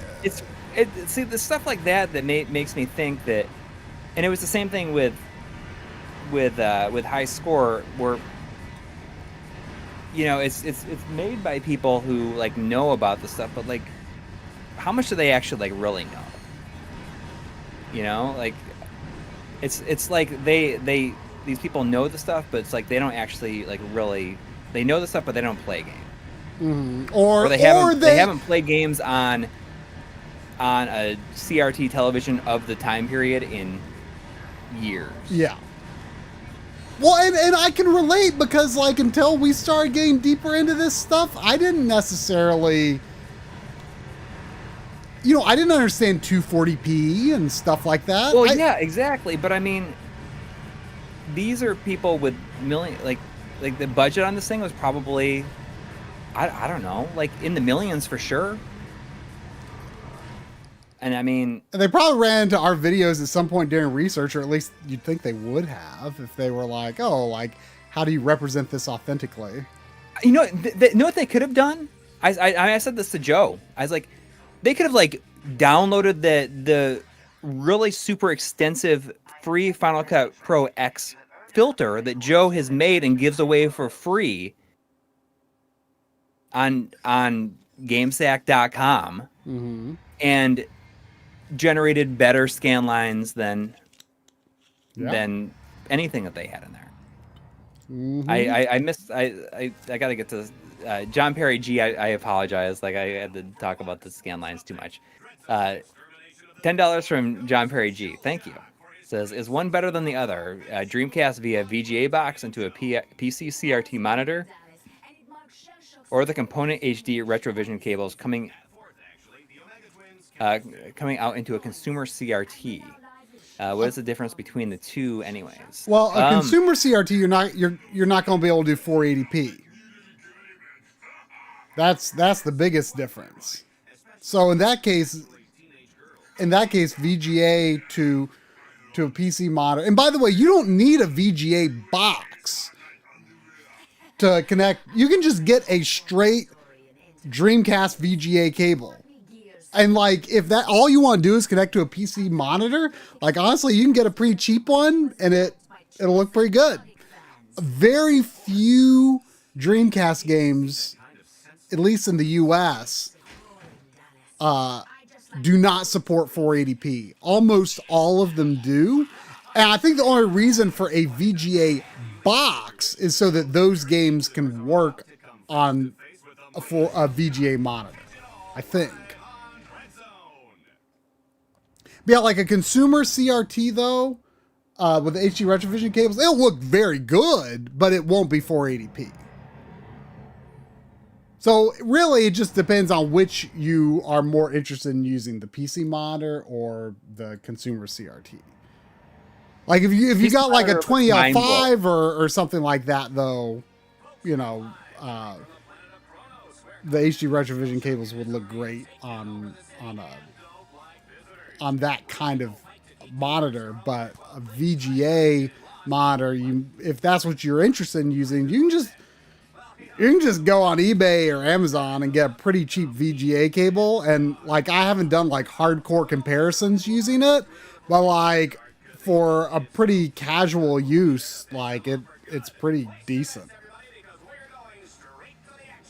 For anybody who's watched Console Wars, was there any surprising interviews in it? I mean, that's what I'm curious about. One of the cooler things about High Score is some of the more interesting, like, kind of random interviews that they had. And I think it was just because they couldn't get the people they really wanted to in a lot of cases. You know, I mean, it's cool that they talked to Amano for when talking about Final Fantasy, but, you know, I don't feel that he was probably their first choice. It's interesting. But I'm wondering if they talked to people like, I mean, did they talk to Yuji Naka at all? I mean, I would watch a 90-minute documentary on Yuji Naka alone.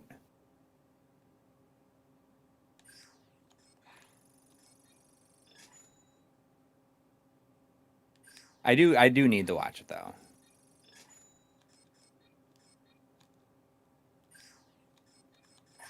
An alpha mod can only be equipped onto a single weapon at a time. You will need to add and remove the mods in order to put them onto different weapons. Select a weapon, scroll down to the alpha upgrade, and press X to enter the modification menu. Did they talk to, like, how many Japanese developers did they talk to? I mean, I just think that there's so many interesting people they could have talked to, but I mean, I understand that they needed to go for. They had this idea that, you know, that something like this has got to be approachable for anybody, and that's totally true. You know, something like this is such a broad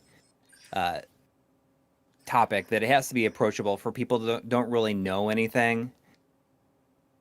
But I mean, they can make it approachable and get like some really cool stuff at the same time.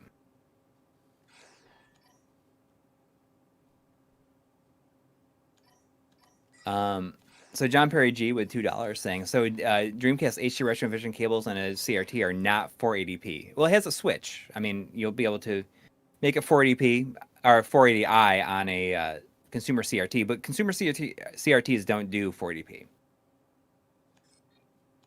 At least, yeah, consumer CRTs do not. Unless, I mean, PVMs do. Certain PVMs do.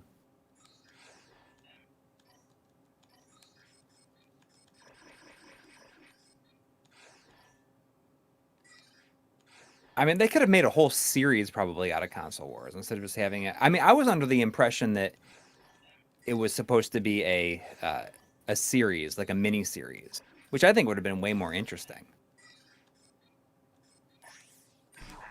Okay, so Japanese side is mainly sold mostly through narrative and animations. According to my nav grid, the spotlights are in separate sections of the city. Good luck, Ratchet. But still, like, even if Yuji Naka was tough to talk to, I would love to hear about, like, early days of, you know, like, Genesis development. But of course, I mean, I don't think that Joe Video Gamer would think that.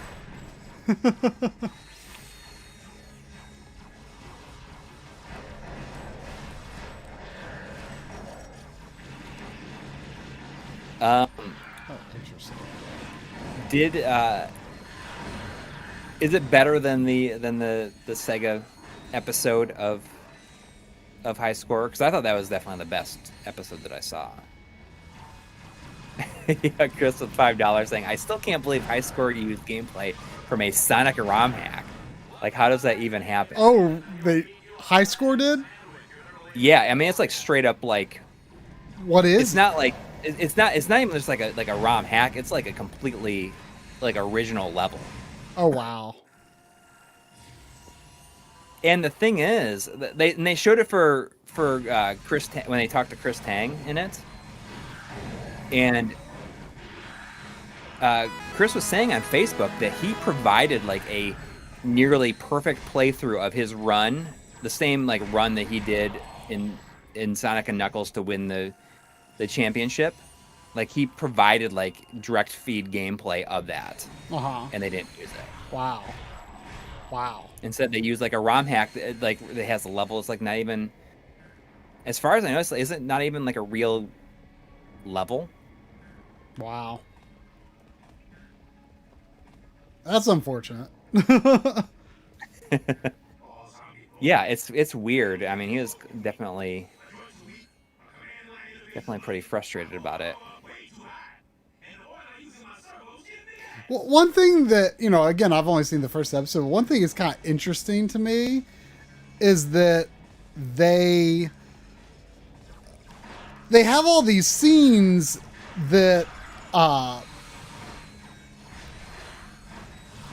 they have all these scenes where like they have like all this like fancy lighting, and then their interview subject is like looking off in like some direction, like really thoughtfully. And yeah, it like, so obviously like I'm guessing that they almost always had like one day with almost all of the subjects. right. And so they clearly had that stuff planned out. And I know, like, for the most part, like, these people, like, they knew what they had done previously and stuff. So they could, like, come up with some story ahead of time.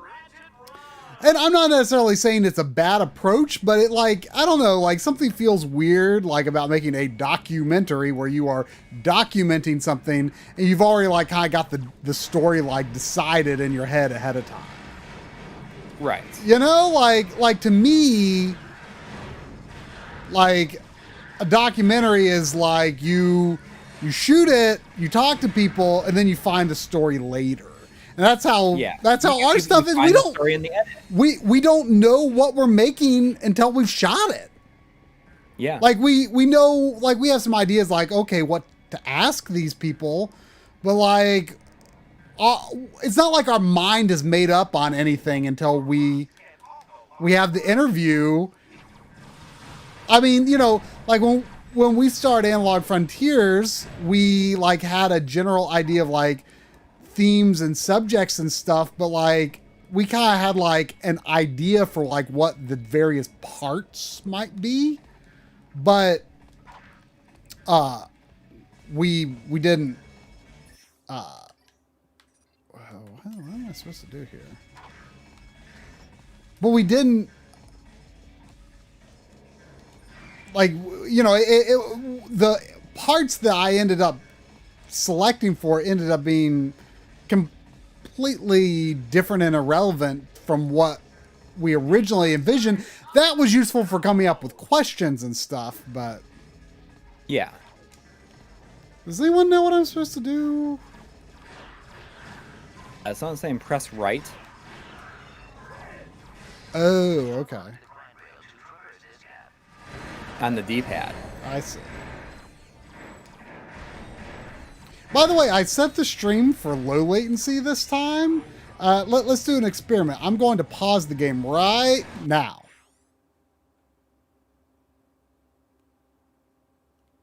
Mine is not live, so I'm going to say. Oh. Hang on. We'll try it again. Now.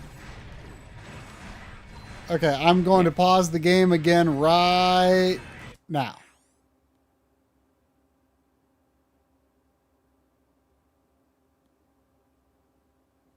For it.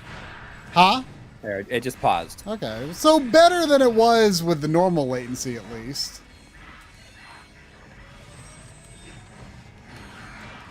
Yeah, Electron Ash is saying one thing I'd like to see more in documentaries is a bit more of the tech stuff. It's like they try to patronize the audience sometimes about that. Yeah, I mean, I don't know. When I was talking, when Joe was talking about it, he was watching. It was like letting me know as things came up during it, and he's like, "Oh God, they're giving the history of video games now."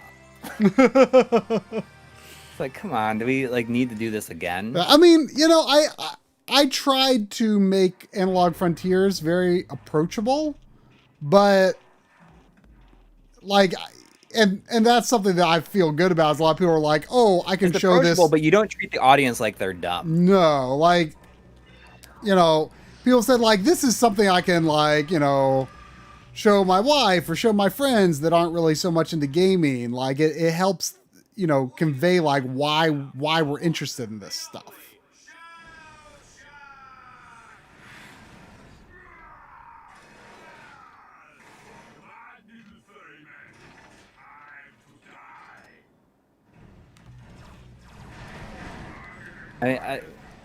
Ratchet's armor in this is pretty awesome. It looks like Boba Fett. Yeah, it's interesting.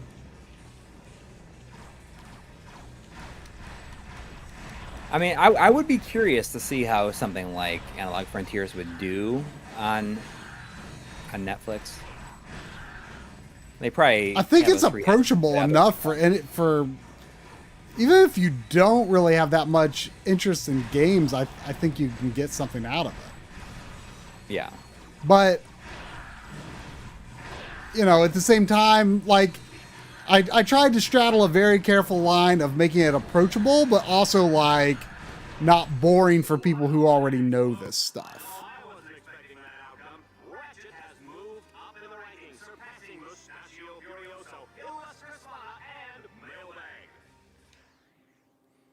And then this week, now that this Mario 64 video is done, I'm going to finally get back into full-time Analog Frontiers. Yep. I mean, even though you edited like most of the Mario 64 video, like it was a much more massive task than I imagined, just gathering all the materials. Yeah, I mean, I was constantly like asking you to get me stuff. If I was better at the game, it would be different.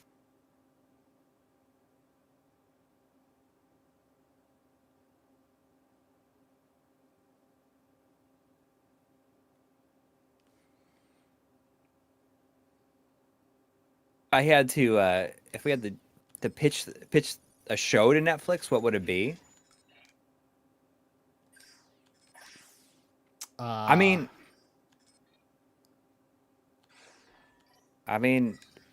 it would be in seasons for sure. It would not be like High Score. I think the main problem with it is that they try to cram so much into each episode. And I mean, each of those people should have gotten their own episode. Like every person that is talked to in that should have gotten their own episode.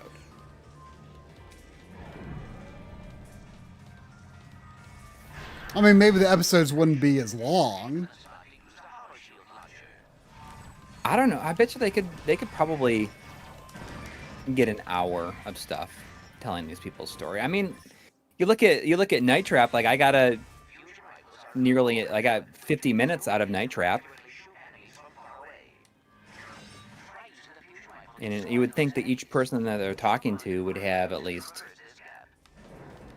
a major importance. I mean, I would love to see like how something like Analog Frontiers would do on there. I mean, it might not be interesting to like their audience, but I think that there's, I mean, people might enjoy it. I mean,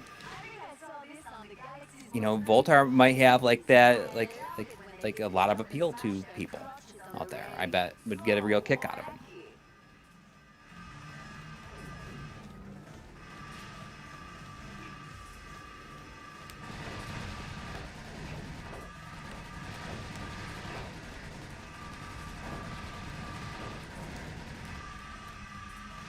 I don't watch a lot of anime. Like I have not watched any in years, I guess. And I tried to watch a couple of the episodes of High Score Girl, and it was like okay for a little bit. Like the game stuff is really fun, but I'm just like have no interest in like watching like these like shows about like two people like falling in love. Like she's just like mean to him all the time, and then eventually like he'll like break through her heart of ice probably. Like I mean, it's just like I think that's one of the reasons like I stopped, like I lost a lot of interest in anime stuff like that, because it's just always the same thing. Like it's just like some like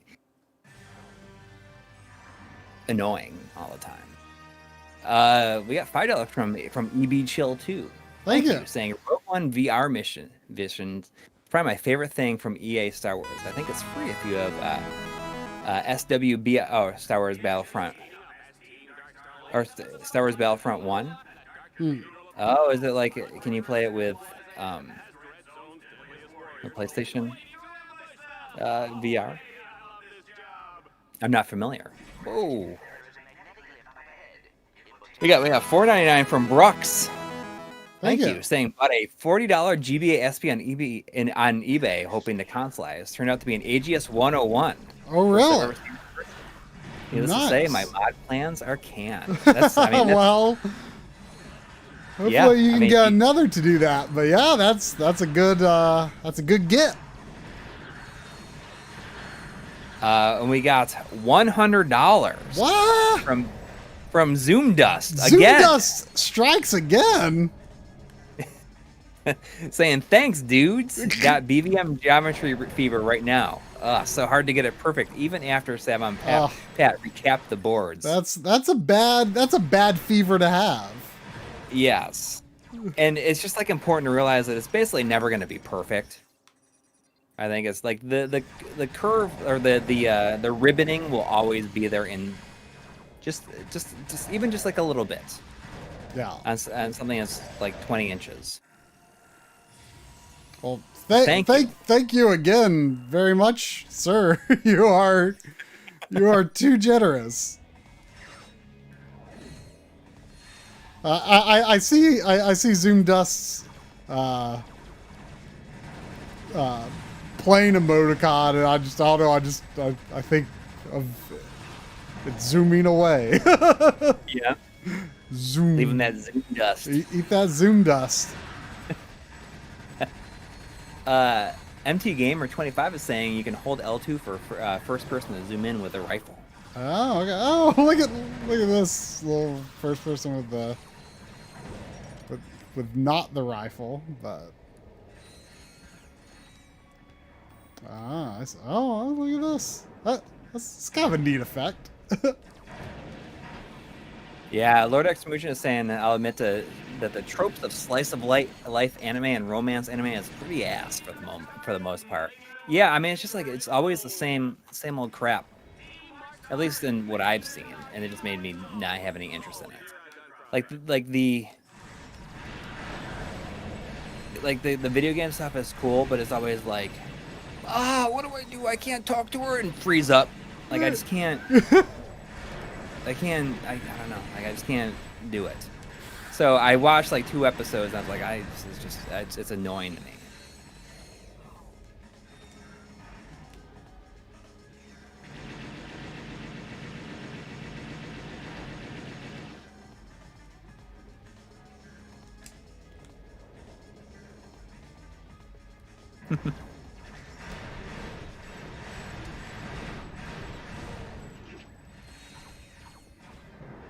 Yeah, I mean it's just I find it annoying. Steve from Retrode is going to send Zoom Dust some convergence strips. Oh, Sounds kind of dirty.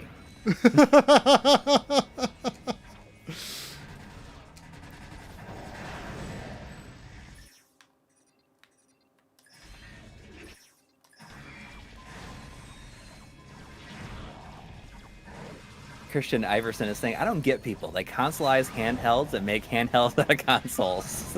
It's just like doing it to see if you can.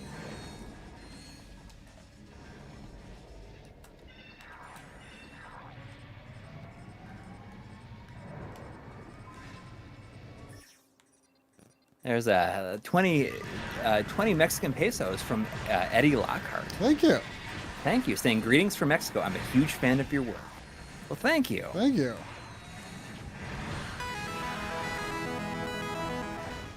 We'll continue to do our best. Yeah, for anyone who didn't already hear it, look for the Mario 64 episode. Do we want to commit to a time we're going to do 10 Eastern or 11 Eastern? For releasing the Mario episode tomorrow. Eric Christensen worked for Square back in 1998. Oh, That was a good time to be there. Good year. Yeah. Okay, so our good friend Paul Sutton might remember, right? Might know him. Oh. Saying, I remember you from the old Turbo or Saturn mailing list. Oh.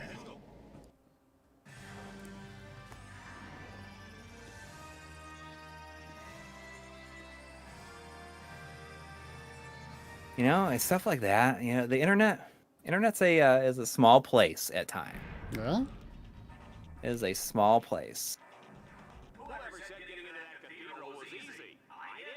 You know, it's funny because Paul and I met because of the same forum. Like, we know each other because of the same forum at the-nextlevel.com. And it's just so interesting how that site has kind of grooved in and out with different aspects of my life over the years. Yeah, like that.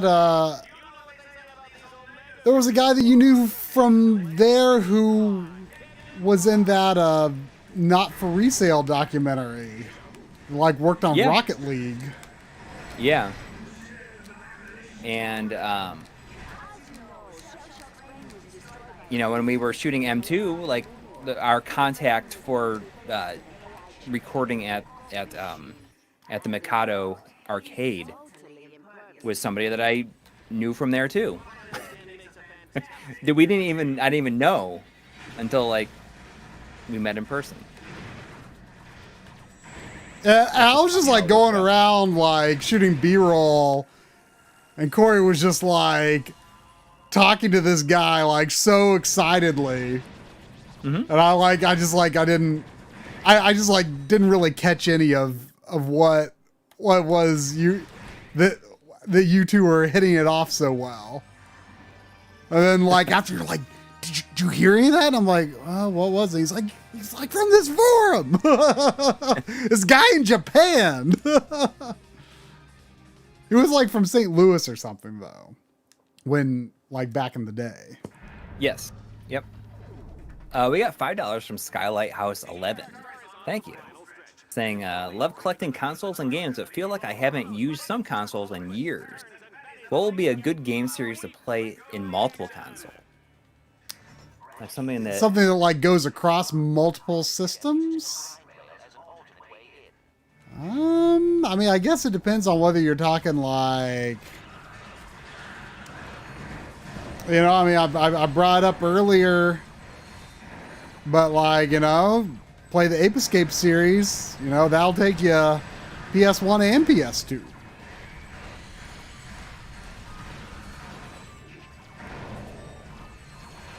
Yeah. Even, or just like Castlevania. How about? Oh yeah, Castlevania. That'll get you NES, Super Nintendo, Turbo Graphics, Game Boy Advance, PlayStation, PS2. You can play you some Castlevania games on a lot of things. Reminder that the swing shot auto equips and you don't need to manually equip it every time. Oh. Oh, ease. I mean, I'm excited. I'm more excited to play Ease 9 than I am for the PS5. I mean, maybe Ease 9 will play better on a PS5. Yeah. Apparently, like, I don't know if this necessarily means that, like, they can run natively on PS5, but apparently Sony required like all PS4 games that release like from like June or July onwards or something like that to be to be like definitely compatible with PS5. Yeah, I wonder if it's gonna. I've heard that the Ys 9 has some frame rate problems at times. Oh, really?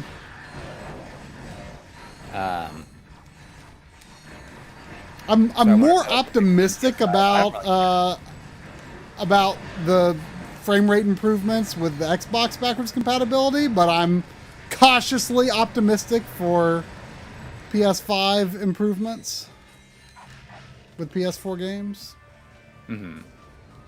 I kind of wonder. My understanding is that PS4 just kind of has a lot of inherent input lag. Like, if you compare like the Xbox versus Switch versus PS4 version of a game, apparently like PS4 is almost always the laggiest version, and it's just kind of inherent to the system. So I wonder if there's anything they can do about that with the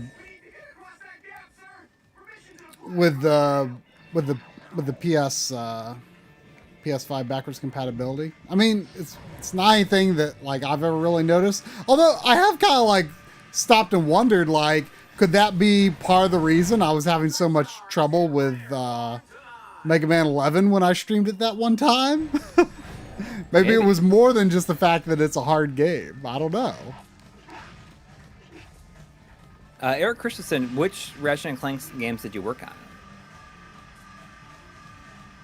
If you worked on this one, did you work on any of the PlayStation 3 ones? I believe, starting with like some of those kind of more spin-off-y games last generation, like that Tower Defense and then All for One. Like, I want to say Ratchet and Clank has been mostly handled by the North Carolina studio starting around that time. I don't think that the original Insomniac studio does Ratchet and Clank anymore, although I'm sure they assist. Oh, so going Commando all the way through All for One. Nice. Wow. So, I mean, we know Tony Mora. Yeah. Who worked on, I think, Tools and did some of the worked on Crack in Time. Oh, I didn't know he did anything on Tools. Maybe he did. I mean, he maybe did like those like sort of cute cutscenes with like the sort of the playful cartoony art style for like all of like the weapons in like a Crack in Time. Right. Yeah. Yeah, we're both pretty big Ratchet and Clank fans.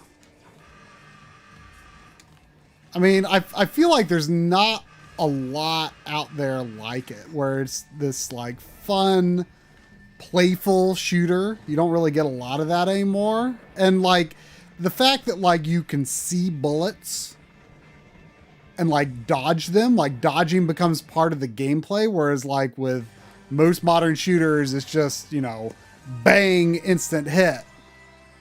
Whereas, this is like 3D Contra to me.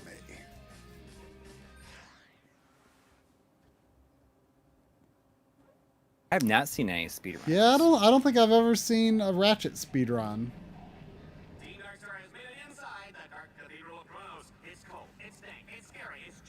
Resistance is a series that I should. Yeah, I should give a good chance because I've heard that like Insomniac's sensibilities for having like really fun weapon design carries over to that series a lot. And I remember playing a demo for one of them, like maybe Resistance 2. I think I played a demo of that. Do you have them? No, I've never bought any. I'm like, I always was just like, after playing that demo, I was just like, this is probably not for me. And I know John is a big fan of, I forget which one it is, but he's a pretty big fan of one of those.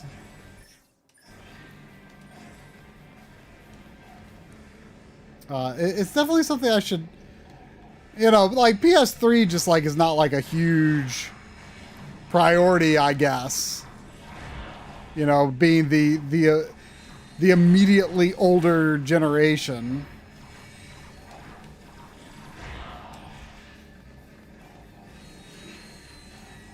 But I need to give those games a fair shake. I really my only experience is that one demo. And like, even though I have like all three of them. Huh? I have all three of them. I got them at a store. I think they were like $3 each. Have Maybe you $1 never each. played them? I've not played them, no. Joseph Persico is saying that the Resistance series is crushingly depressing.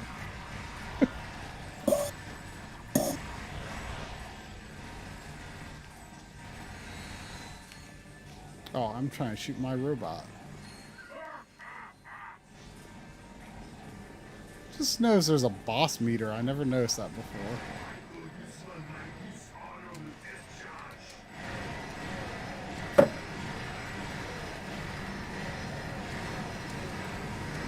Ow! Jeez. You gonna die? I mean, I've seen you die, like, from the environment, but have you, like, been shot to death before? It's possible that could have been the first time. There's $2 from BDon3434 saying buy 3D All Stars or OG Mario 64. How's Sunshine's controls? What's interesting is that they did this in 64 as well, but it obviously has a much bigger impact on Sunshine. The aiming controls have been uninverted, as have the camera controls. So like it plays like a modern game, or very much like what I'm playing right now, although this game gives you an option. You don't have an option in 3D All-Stars. So like when you're aiming the flood, up is up, down is down, left is left, right is right. It was left and right was right on the GameCube, but Back in my day. well, for firing the flood, but hold on, let me In think. my day, left was right and down was up. Yep.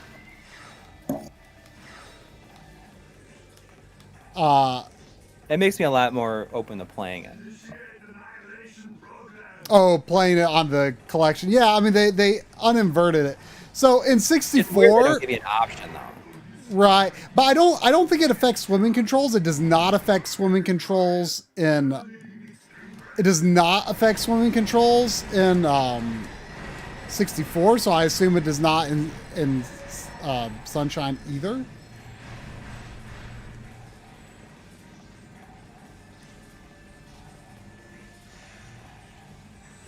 It's funny because I don't remember how it came up. I think I was like putting the finishing touches on, or incorporating your changes to the video today. My kids came down, and they're like, "What Mario is this?"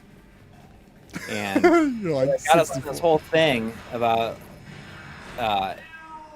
like the history of Mario, and I was like, like Mario is a plumber, and they're like. My son, who's 5, was like, "What's a plumber?" I'm like, "He fixes, he fixes toilets." And he thought it was the funniest thing. He was like, "How did he get on this adventure?" So I was like, "Well, maybe, like, pop in the watch Mario movie." Yeah, did you? Maybe he would totally get into the Mario movie, and it's like you cannot buy it streaming anywhere. Oh, I've got a Blu-ray. You can buy it on Blu-ray, but as far as I know, you cannot. You can't watch it. Oh, like, you a totally. digital version. He would love the Mario movie. Yeah, I mean, Like it's like someone who's, like the Mario movie, in all honesty, is like a great kids adventure film. I think. Like it is sure as heck a weird Mario thing, but like I feel like it is a competent and fun movie in spite of like all, the supposedly, horrible development it went under, and apparently the directors were difficult to work with, but like I still feel like the end result is a fun movie. Yeah. And like it's something that like a 5-year-old kid would like, especially one who like isn't going in with a preconceived notion of what Mario should be. He would love it. Yeah.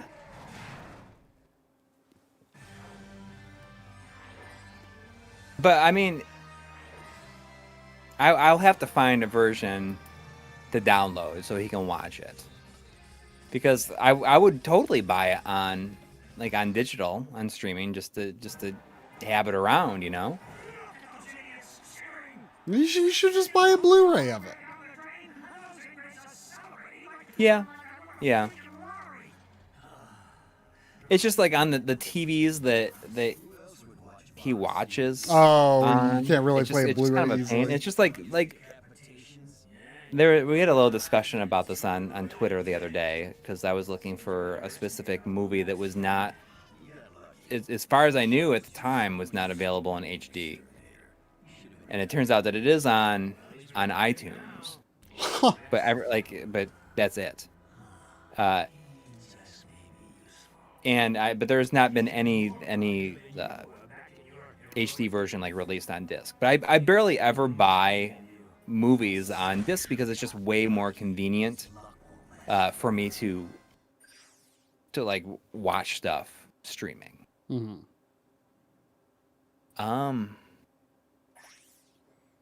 There was a $5 from Marc Shreve. Thank you. Saying thanks for really getting me into hooking my old consoles up in new ways. Always a great time watching you both. Keep up the great work. Thanks. Well, thank you. And we'll hopefully you don't have too many wires running all over the place these days. Canadian Fuzzy saying, "What Mario is this? Coury is failing as a parent." In his mind, he's like, he walks in, he's like, this isn't Mario 3D World, because he's like way in the Mario 3D World. And I mean, he likes Mario Odyssey, but I don't think he realizes that it's called Mario Odyssey. He's big into dinosaurs, and he lost his mind recently when I pulled it out. I let it put it on for him to play for a little bit, and then he saw that he could play. He could take over the T-Rex, and he went crazy. Oh! We had $4.99 from Michael A. Thank you. Saying, even with all the HDMI tech available, I still can't help but find myself drawn to playing retro games on my KV27F. Do you guys do this as well? Well, I mean, it depends. It depends on where I'm sitting at the time. I mean, I was playing on my OLED mostly for a long time, but now I've moved all of my consoles that I hook up with analog upstairs here, and I play on PVMs here instead. So, but anything that has an HDMI connection, including modded systems, are downstairs, and I do find myself if I'm just playing for pleasure in the evening, I do tend to I do tend to play downstairs. Once I have my PS1 digital, I kind of suspect that I will. I kind of suspect that I'm going to play PS1 games downstairs on the OLED, laying back on the couch. But I do enjoy playing in here, especially for capturing stuff and for streams as well. But something about just being downstairs in the living room is just sort of says relaxation to me. Mm-hmm. Yeah, I agree.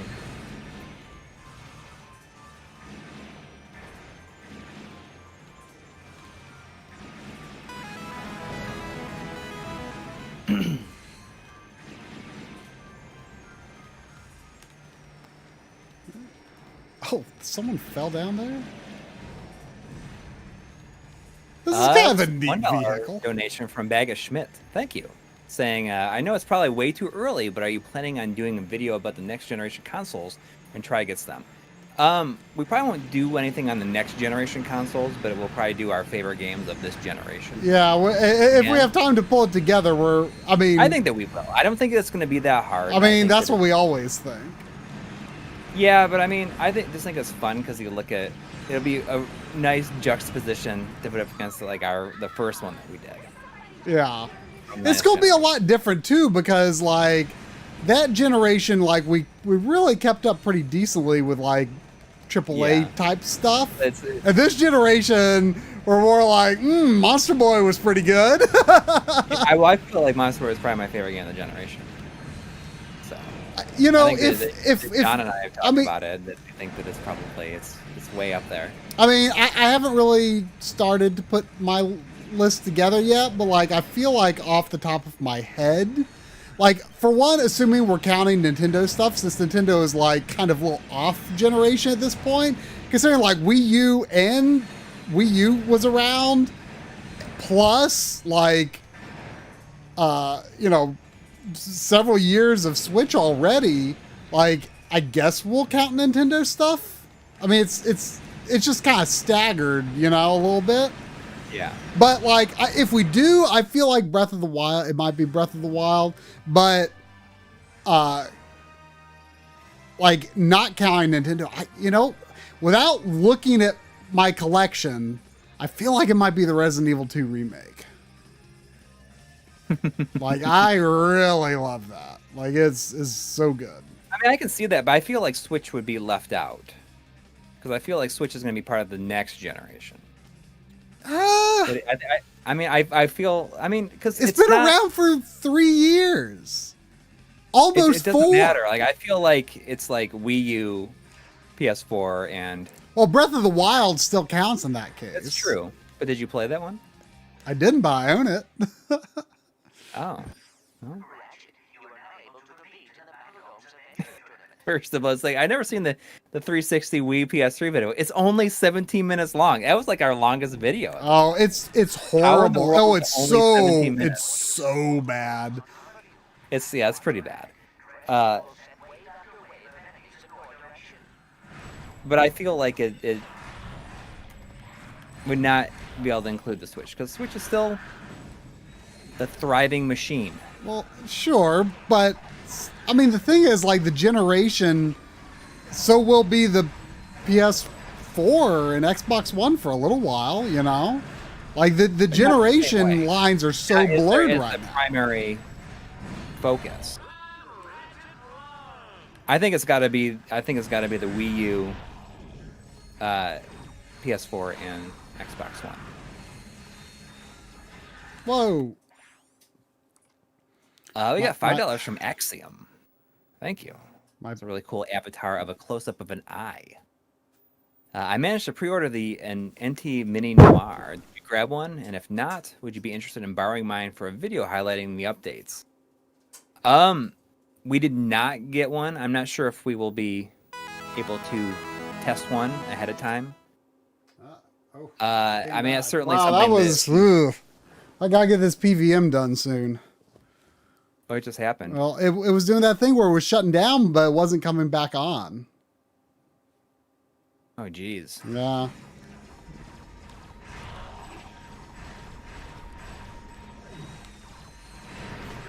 I feel like it's more likely to happen when using 480p, but I'm not sure. Yeah. I mean, if I were you, I'd stop using it for the time being.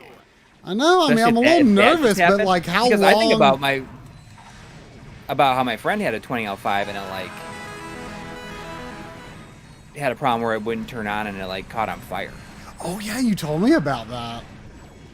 Yeah, like, I mean, you know, it might honestly be worth my while to like make the drive out to Steve's.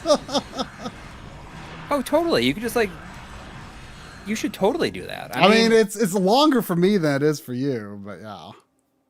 It's 5 hours for me. So, but I mean, go out there and like stay a day or two and shoot everything that you needed to shoot for like a. You should just do it. Yeah. Like over a long weekend or something.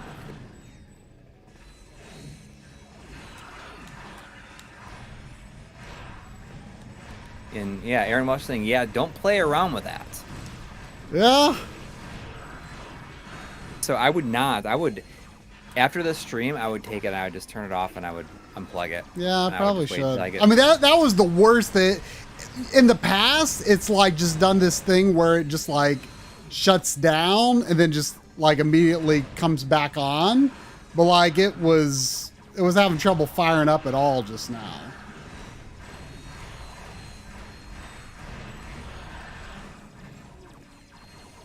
There's $2 from Chris saying, "Stop playing this and go play Breath of the Wild now."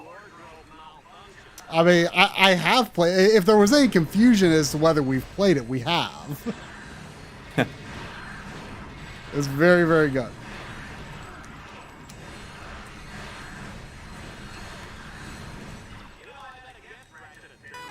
Oh, I just died again.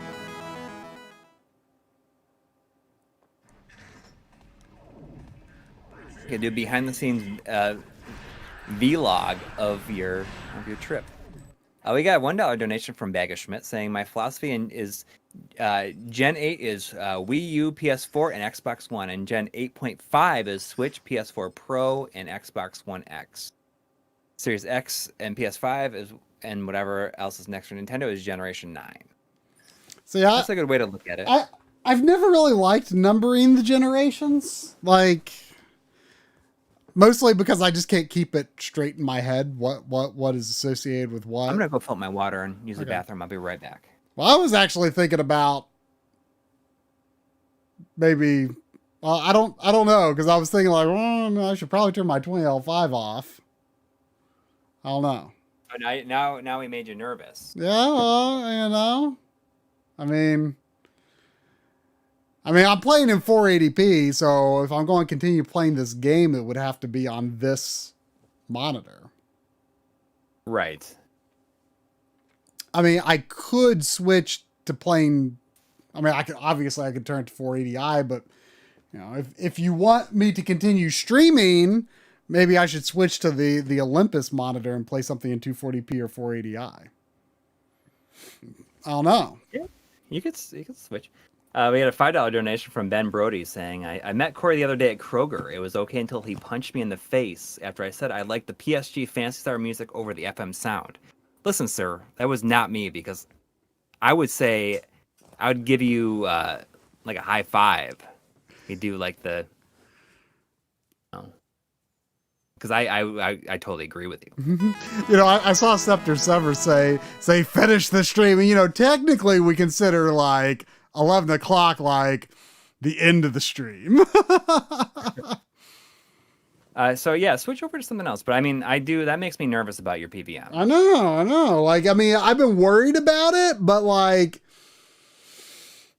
yeah, the fact that it was having a lot more trouble that time kind of makes me like, yeah. Especially since you remind me that you had a friend whose 20L5 caught on fire. Now I'm like, oh. Yes. He had to, I mean, it wrecked. He said it wrecked it. He had to like spray it with a fire extinguisher. Well, I don't have a fire extinguisher, so. Yeah, let me. Yeah, I mean, I love the PSG music way more than the FM sound. I mean, there's very, very few games, if any, that I would say that I like the FM sound better. I mean, I like the sound of the FM sound on the Master System, but it just sounds like too smooth for me in most games.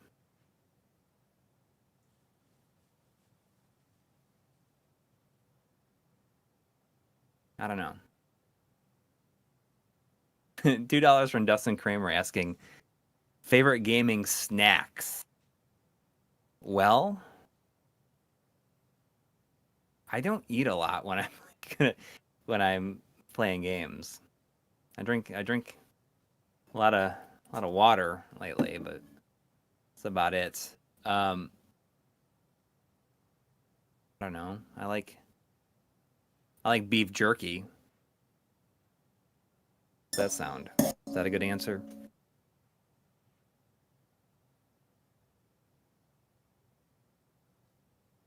Yeah, you gotta pre-eat. Yep. I will absolutely have a little something to eat before playing, but I will almost never eat while I'm playing games. The thing is I have a real problem. I drink a lot of water, but I'm thoroughly addicted to those water flavoring things like the Mio Sport and stuff like that. I understand that they have the dye in them. That's not good for you. But there's some that are more natural than that.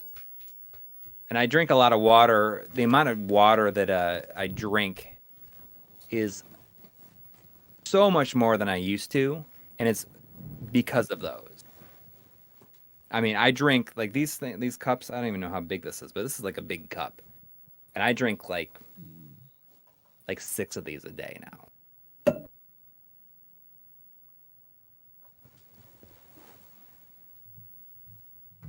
I mean, it's look at that. That's funny. What? It's the way the layout is. Oh yeah. See, it's the full. He's in the mud.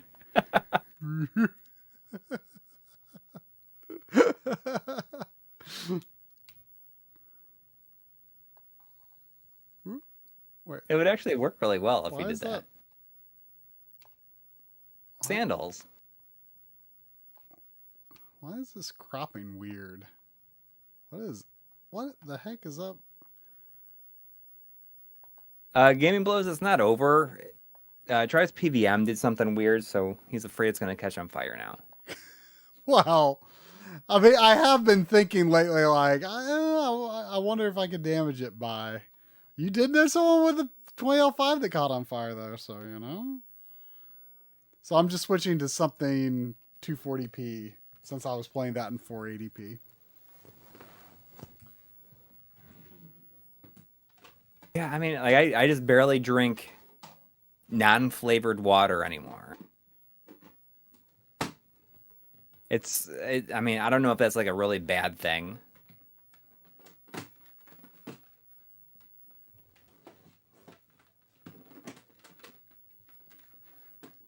Did you unplug it? I not unplug it yet, but I will.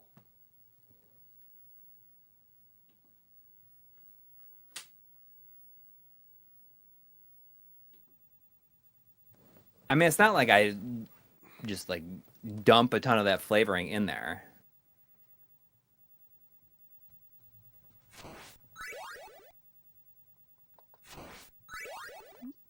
Playing some Castlevania? Why not?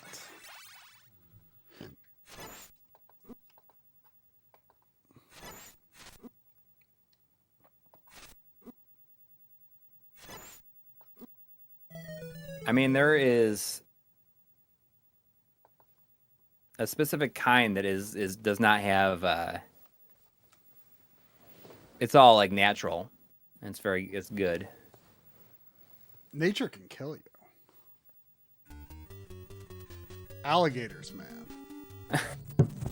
How many squirts? I only put 1 squirt in.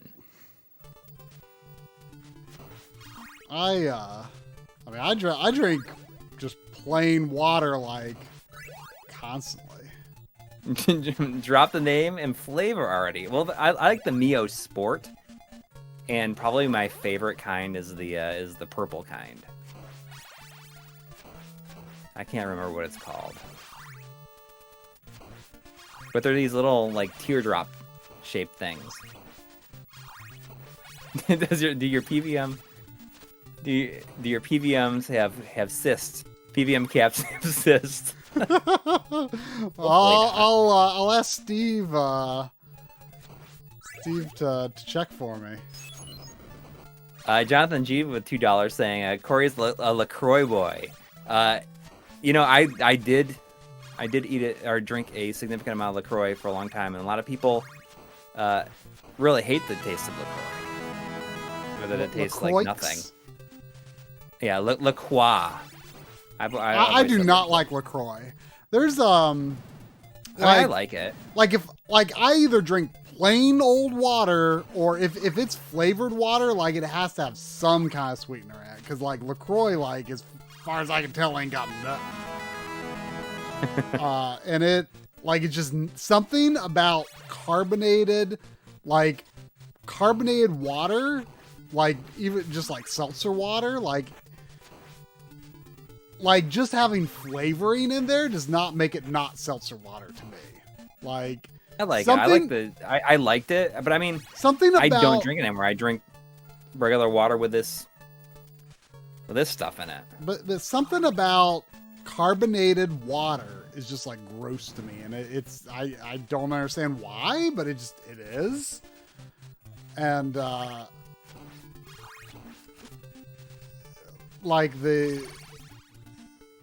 LaCroix doesn't have any kind of anything in it, and like there's a kind from Walmart called Clear American that I've really enjoyed lately, and like I don't know what kind of sweetener's in it, but it tastes good. You know, it's one of those 0-calorie things that's got something in it. Yeah. We got $4.99 from Michael A saying, would love to see you guys have Voltar on a live stream, but only if he is shirtless. He is the young Tom Cruise of the retro gaming community. Oh gosh, he had Voltar on before. Yeah, he was on during that long marathon. Yeah, and he was also I played some TurboGrafx with him. Oh, when was that? It was a while ago. I don't quite remember that. We also got $2 Canadian from Jeffrey Smith saying, this is so you do not need a Mio sponsorship. I mean, I would totally, if Mio wanted to do a sponsorship, I mean, they can sponsor the streams as much as they want, because I'm drinking Mio like basically every time. Every stream. I'm happy to talk about the flavor I'm drinking. I'd love to get a sponsorship for something I already use. Yeah. Just like a lifetime supply of Mio water, as long as you drop their name once every stream. I could do that.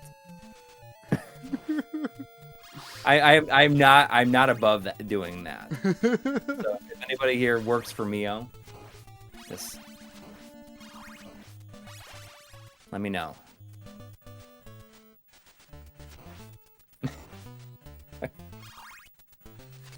There's $4.99 from Paul Sutton. Thank you. Saying carbonated water is the Donkey Kong Country Returns of water. that's a great way to put it. As a good way to put it, Sandy. Yeah, it is. That's right. It's a good way to put it. The DKCR.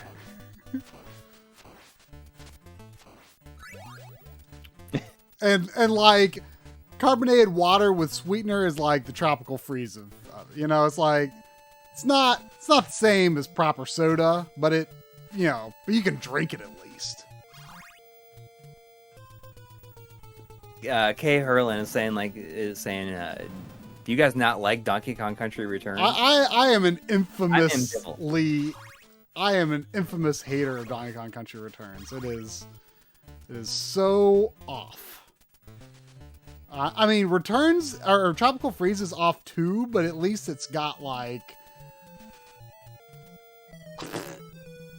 Are you gonna make it through this game without dying? Because no, I don't think I can do that. But I'd like to make it through without using continues.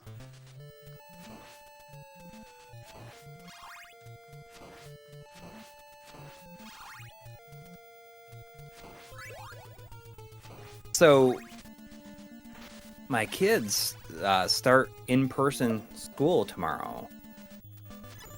A lot of places have already, but they go to like a smaller school, so they've been very cautious, and they've been virtual for several weeks now. And it's like there's definitely a portion of it where I'm like, oh, it's like a little nervous about it. But my wife and I were talking about how horrible we feel, and that we know that it's it's, you know, anything could happen. But it's also like it will be a big relief to like not to have them in school for like at least right at this time it's like 2 days a week.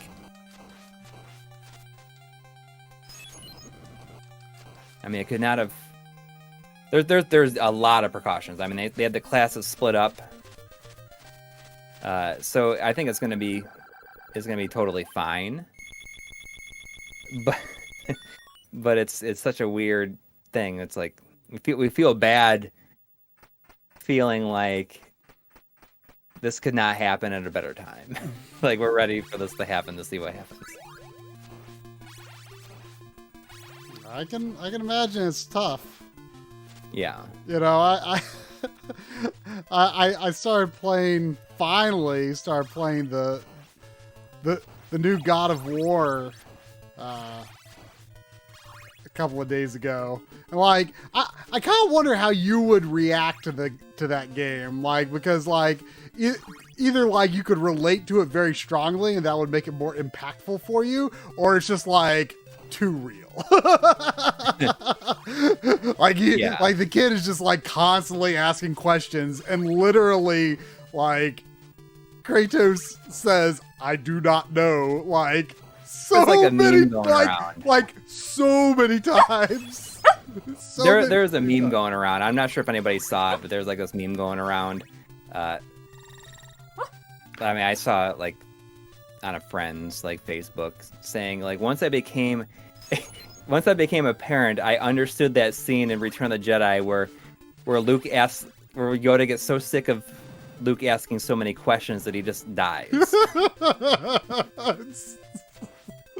That gave me a good laugh, and like I can't stop thinking about that after you shared it. Now that I'm playing God of War. Yeah. I mean, he's a good kid in God of War, you know, but he sure asks a lot of questions that Kratos has no answer for.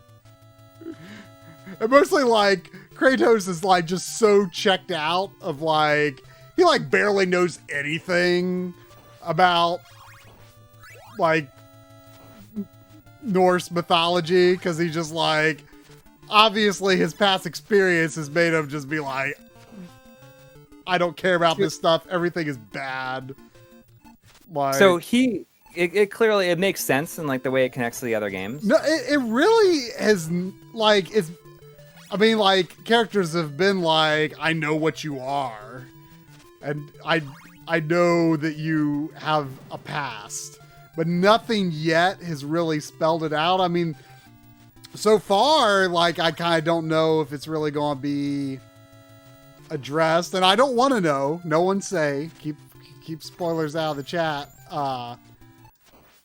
But like I don't know if it's going to be, if they're going to get into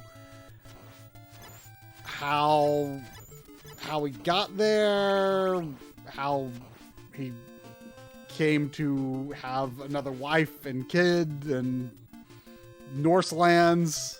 I have no idea if it's going to get into that.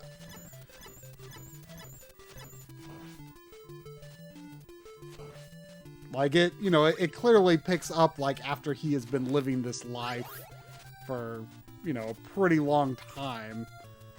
Yeah. I don't know if did I want that turkey? I don't know. I normally do not fight these guys down here. So I'm nervous. How do you usually fight them? From the stairs. It's safer. It's all... Gotcha. Yeah, they got me.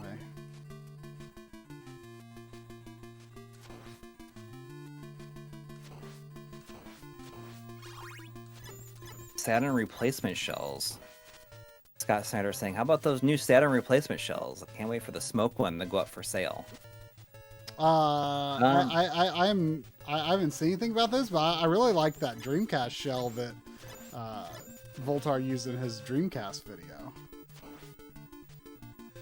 I was asking Dan about PS1 shells, and he said like most of like those replacement shells are like actually like vintage from like back in the day, which surprised me.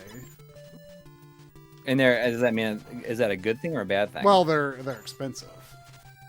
Oh. And I think he said there's not really a...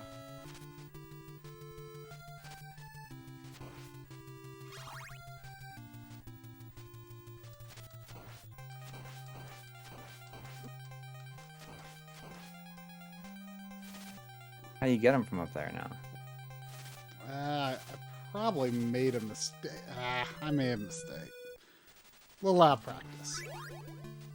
I've never been good at finding those guys on the ground. Oh, Retro Morgan just beat Castlevania 3 on his stream last week. Oh, nice. Loved 3. I really need to make a stream out of playing the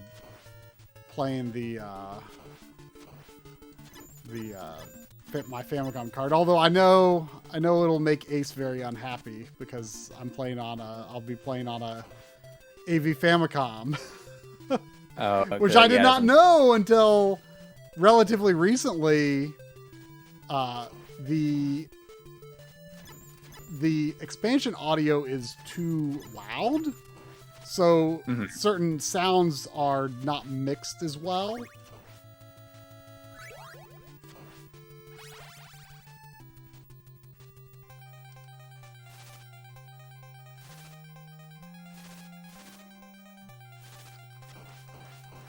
Was that like an invincibility potion that it dropped right there? There is an invincibility potion, but they're like almost always put somewhere that they aren't useful. I don't remember picking one up.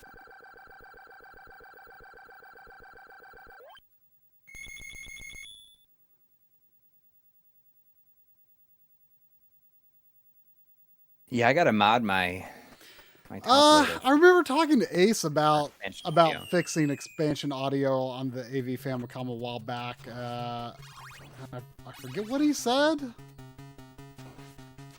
I mean, I would be interested in getting it done sometime for sure.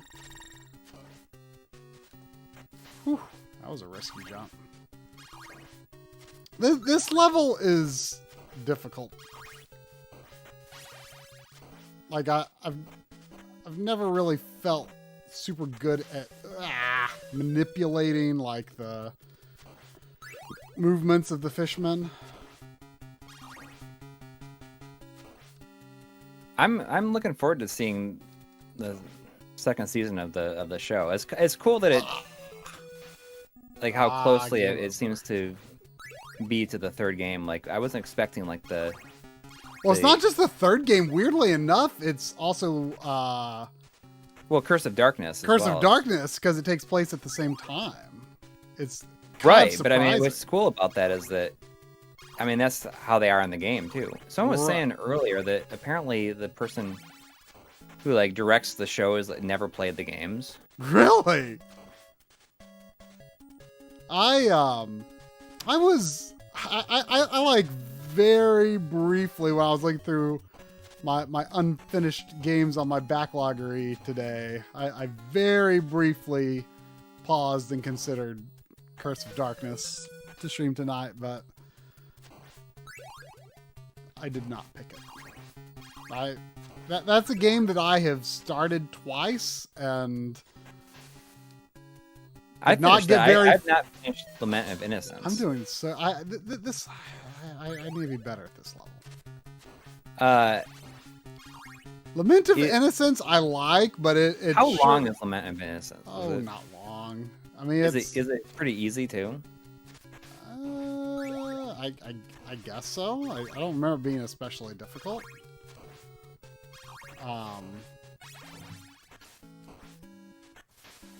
I would say it's probably relatively easy. I don't. I missed the donation earlier from Michael A for $1.99. I apologize, Michael. Saying, let's get it trending. Hashtag Mio Life and Gaming. Let's see. Anyone here works for Mio? Love it.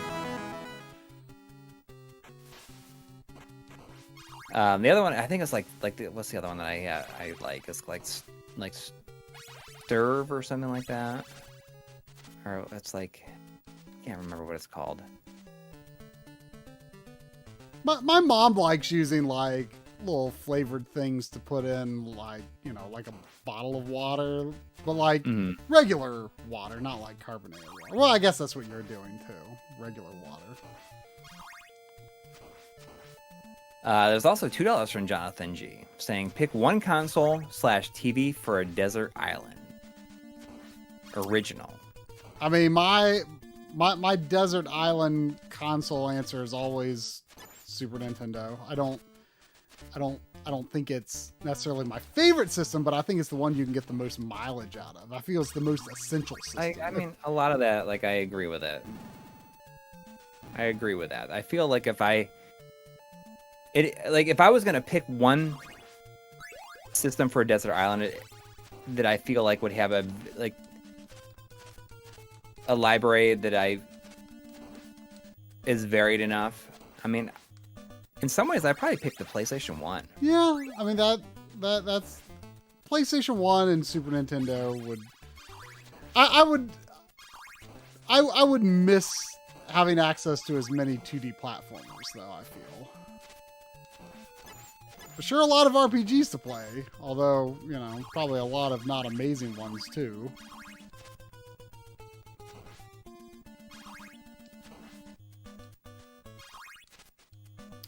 Whew.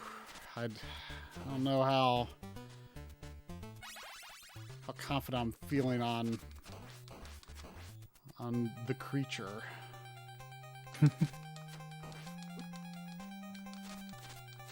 I watched the animated Addams Family with the kids the other night, and like, I'm curious if anybody in the chat has seen it, because like the character design in it is terrible. I mean, that's how I feel about a lot of revisits to stuff, you know, in new animated form, like the new Ninja Turtles. Oh, I guess it's nice that they vary them up, but like it's not my Ninja Turtles.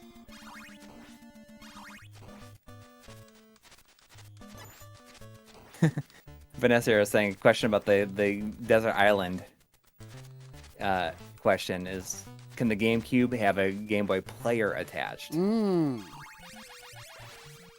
Okay, so I guess we didn't answer about the screen. I mean, what screen to take? I mean, you know, I right now I'm playing on my Olympus OEV 203, which, you know, I consider a very nice, well-rounded monitor. I mean, I do generally play. I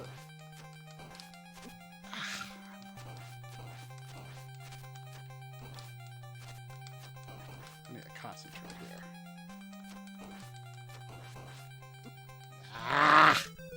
I mean, I will admit that I don't have any experience with the comic strip of the Addams Family. Yeah, I mean, I really don't have much attachment to Addams Family, period. I mean, I think I saw one or two of the movies at some point. That's about it. Yeah, well, I think there's only 2 of the movies. But even, I mean, my kids like watching the black and white show, the original like TV show. It's on Amazon Prime, and they like really liked it.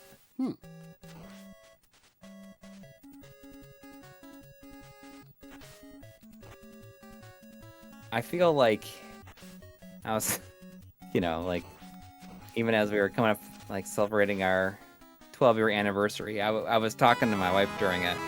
Like, this is like, I feel like Gomez and Morticia's relationship is like something that like any married couple should be like envious of, because they are like so attracted to each other and so hot for each other like all the time. Like no matter how long they've been together, like they're like their relationship is like never gets old. To be honest, I like don't even know that much about like the background of like the characters on Addams Family. I just know that they're like spooky and weird, but like what are they? Are they immortal? Like I don't even know. I just don't know. It's something that I've just never been that interested in, so I've never really looked into it that much.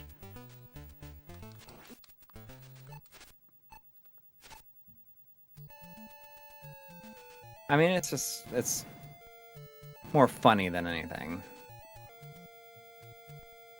Well, yes, they are actors, but I mean, just the way that their relationship is written.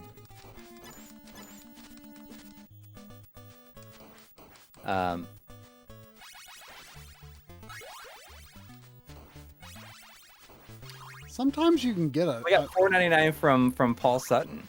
Oh, thank you. Saying $4.99, but you can't ever shout out Ben Edits. So I'm not shouting out Ben Edits. I'm just saying his name because it's in the comment. I don't know who Ben Edits that is. Sometimes you can get a 2 in this hallway, which helps a lot.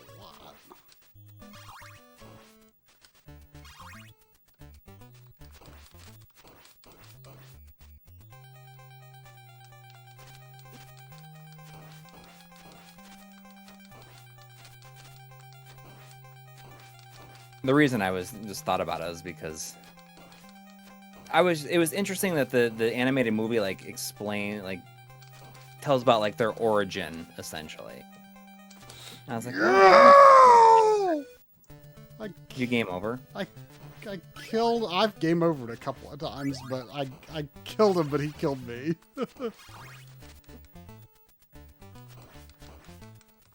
Brandon Pierce in the chat says, coming here for Ratchet and finding this has me wondering how an 8-bit Ratchet game would be. Probably awesome. Probably like Contra. Yeah, I'd play that.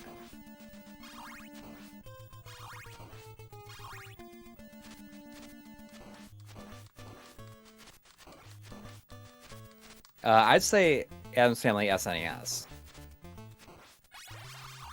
I feel like a friend might rent an Addams Family game. Whichever one has the level where it has like the bubbles.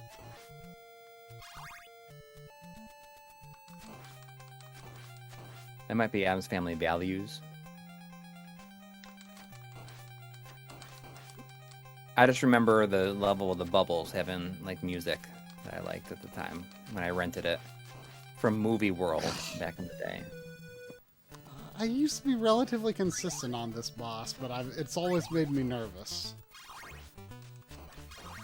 I just kind of freak out about it.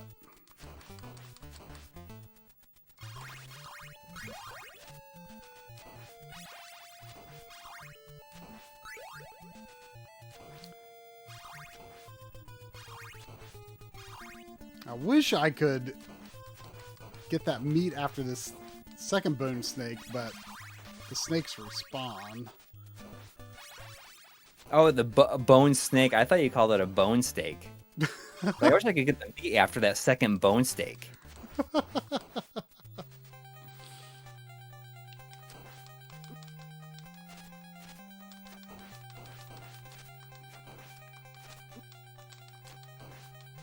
I don't know how well the overall all the Addams Family games are. I just know that I like the one with the bubbles. I don't know which one that is. It has a level that has bubbles.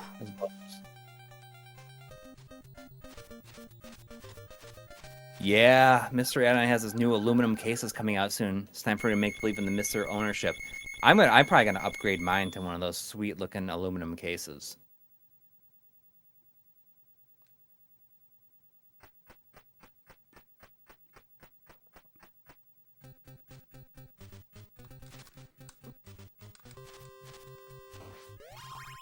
Well, here is the level where you get the get the holy water in the first screen, then you sure as heck better You hang can't on die. to it. Ow! Did you lose it? Why was there a dagger or a clock there? Did that monster drop it? Nick Tonic saying, my fat PS2 stopped reading discs tonight. Ah, ODE someday so I can play PS1 games over component. I mean, I feel like PS2 ODE is probably not super sought after because of how you can basically just do the same thing with a hard drive and like free McBoot. I would like there to be a more designed option though, because free McBoot. Well, like free McBoot it's is whatever, but I mean, OPL is like pretty well designed.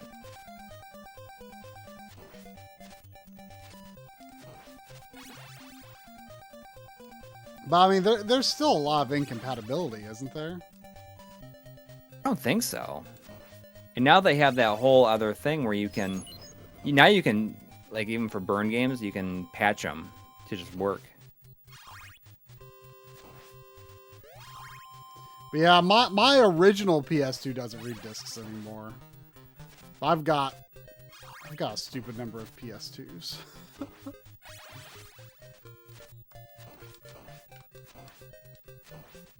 I've got like two. No, I've got. Do I have 3 fats or 2 fats? I've got. I definitely have 3 slims. It's stupid.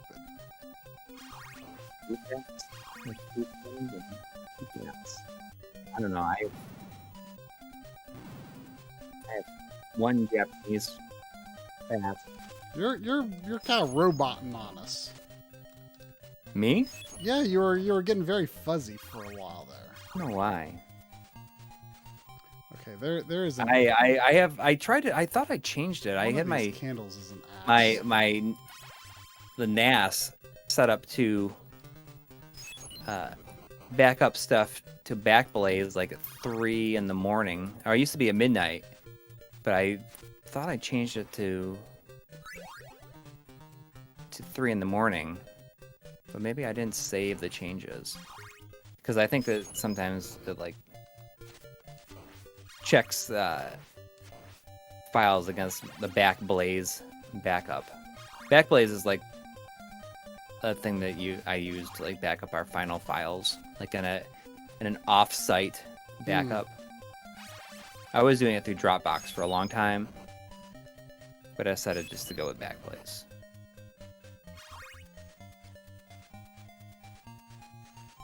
Sandy, no.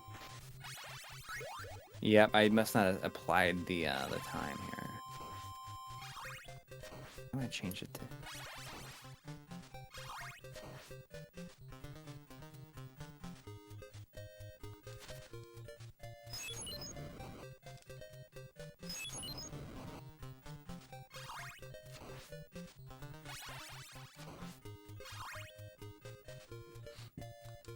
I changed it to 2 a.m. to 6 a.m. Whew, I got a little nervous there. That might not be a heart.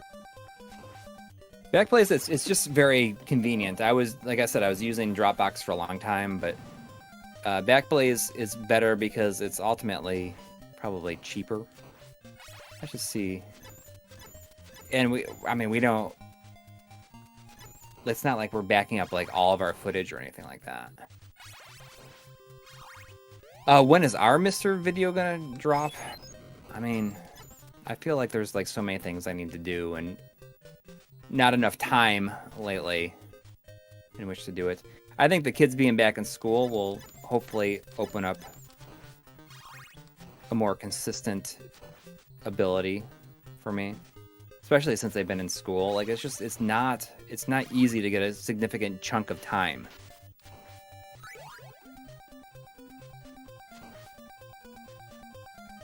I'm gonna check to see. I mean, I only have certainly not 100 terabytes of footage.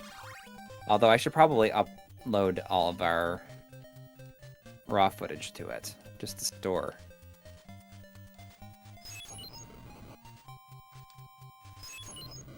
see what it's charging me every month right now. I made it. All right, don't screw this up. Where can I watch the Sylpheed video? We've never done a direct Sylpheed video, but I've streamed it. Here's the Blood says, trying Coury is weird. Anytime I hear the Grandia main theme, I start hearing Try say, Cathode Ray 2. I'm so sorry. That's kind of like you and Bubble Man. Bubble Man. Anytime I hear, yeah. Bubble Man. Bubble Man. Well, it's just like me and when I recorded the Mario RPG soundtrack back in the day. I was debating where I wanted to get that axe and it's already gone. You know, I was recording it, and instead of choosing, you know, I just record it with a microphone up to my TV. You know, that's how I record my soundtracks on the tape back in the day. And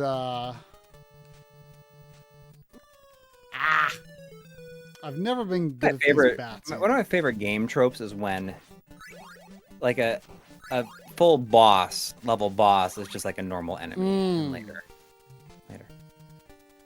We got $5 from Mega X6. X6 is probably Try's favorite Mega Man game. It is not up there, but if that is what your name comes from, I respect that. That's fine.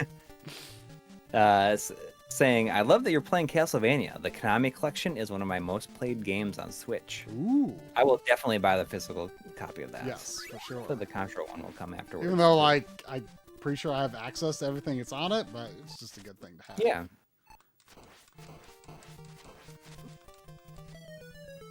The Sylphie stream should be archived. It was probably, I want to say it was like January of 2019, maybe. I've never really gotten a good grasp on this part. I'm gonna check.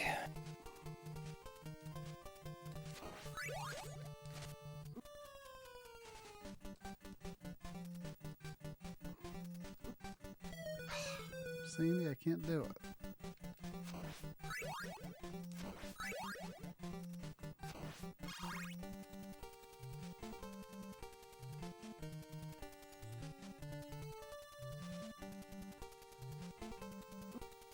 When I tried to look at the archive list, it took me to this stream.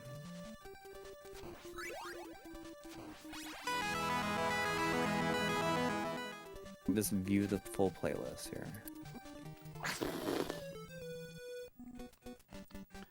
There's gotta be a way to manipulate the bats to make them predictable, but I've never really grasped it.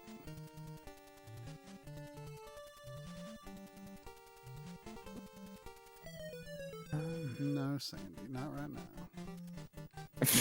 James Styles with a $1.99. Thank you. Saying you guys look fit, on top of things, and in charge. I wish that was the case. I don't know about that, but you know. I've been struggling in recent months, and I feel like it's going to be very apparent once people see tomorrow's video. I didn't even think about it.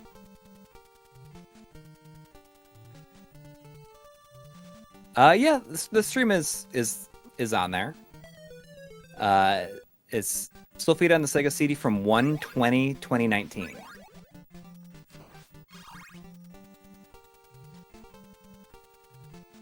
Three and a half hours long. Yeah, I mean, I enjoy Ring Fit Adventure, but I've not played it nearly as much as I should be.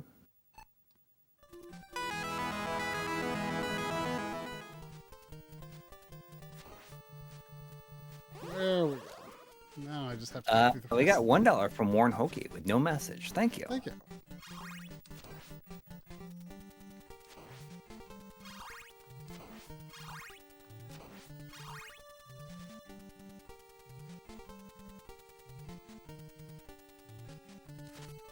But I mean, I think there's a lot of people have probably been struggling. Like you haven't been struggling. I've actually done better in 2020.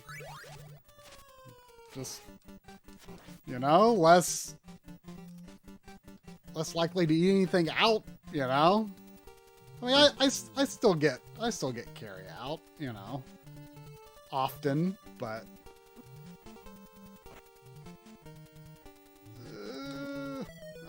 I knew it wasn't going to end well. With the the kids back, I mean, I've really tried to we go out for walks a lot. I'm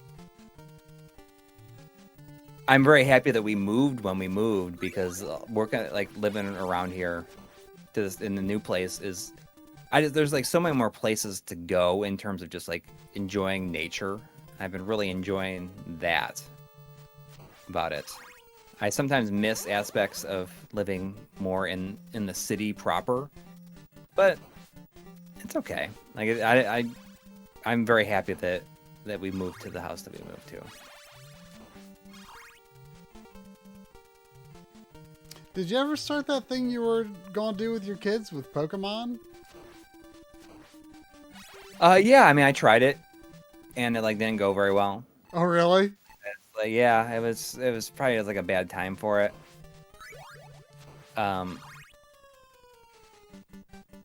We tried to I tried to play and have them along with it, but all they wanted to do was just Monty just wanted to play it, and he wanted to just run around in circles essentially, and then they end up fighting over it. So we haven't played it since. I like when he just falls directly off of the stairs and just dies. Well, it's realistic, I guess. It's true. But there's a path very close to my house that goes down to the park and everything like that, and they recently just dug up the whole path and paved it. It's I could run on this. I tried running on it before. It just it was not conducive to running. It was unpleasant. But now it's just it's amazing.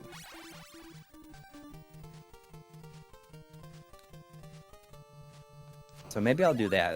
That'd be very good for me to get out and do that for an hour a day.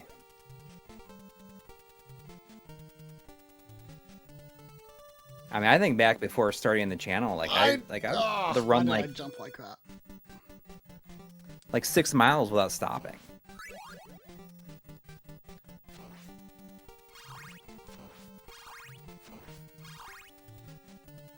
Believe it or not. I don't. You don't believe it? Yeah, I do.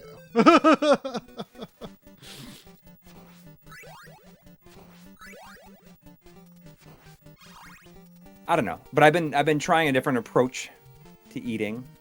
Been trying out the whole bulletproof coffee thing for breakfast, and then I have a plant-based shake for lunch, and then eating dinner normally. And that seems to work really well. It seems to have worked really well. It seems to be working well.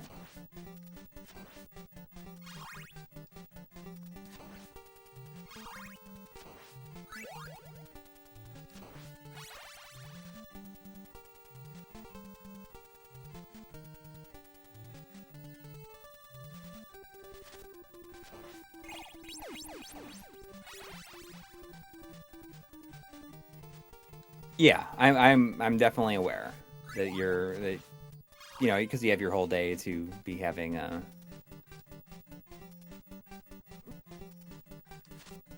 be having your bigger meal early in the day because you have more time to burn it. But when I'm talking like having like a big dinner, it's like not really a big dinner.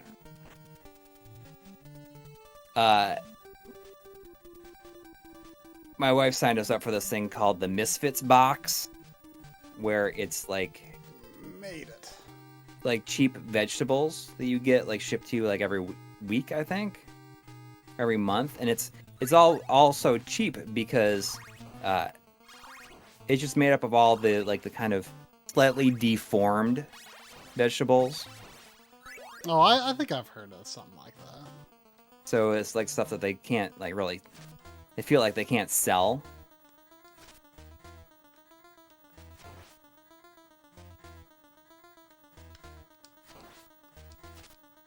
We do have a garden. I mean, the real problem has been is that we do have a garden, but it's a bit of a deer problem around here.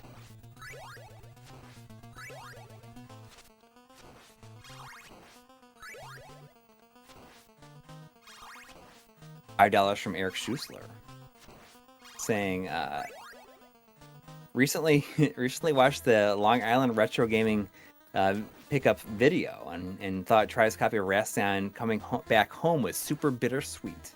Gaming rocks. Yeah, a year it ago. looked like it might have come from North Carolina originally, so that was cool. Yeah, my wife has been doing a lot with a garden, and she's like really has gotten into it. So much so that she's excited about making it bigger next year. But we've really been struggling with the deer. They just come in there and they eat everything and they poop all over everything.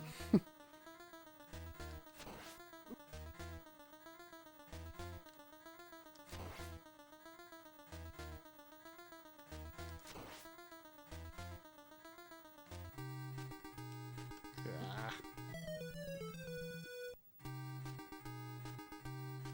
You It's died? not been as good of a run as I had hoped, but it's I know. I was hoping you'd like really show off. yeah, well, you know. It was 2 years ago that I was practicing Castlevania 1. Oh, you know, it's funny because my cat was eating a bunch of plants, so we got her a pot of cat grass, and she eats it all and then like sits directly in the pot, like sits like in this little patch of dirt on there. It's hilarious. But the cat grass has been good because she was eating plants and like then throwing up. Sandy, no. Although she did throw up all over my, I came upstairs earlier today and found that my cat had thrown up all over my flip flop.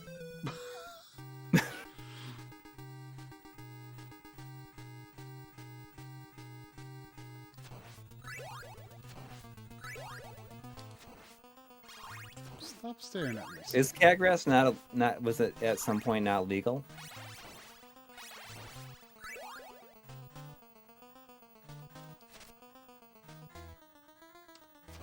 For next week's stream, I was thinking about playing Toki going ape spit. Oh. And I thought maybe we could all toke some Toki. Like I feel like that has to be where the name comes from because it seems like so weird. It's like such a weird game. I mean, I don't know that much about the game, but I sure know the box art is interesting. Yes.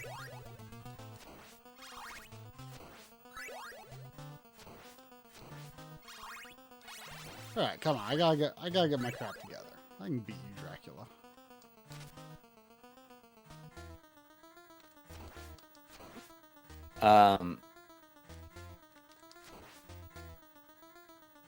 Electron Ash is wondering what they call daddy longlegs in the U.S. A cellar spider? I've always heard them called daddy longlegs. I've never heard of a cellar spider. That's Me a new neither. one to me.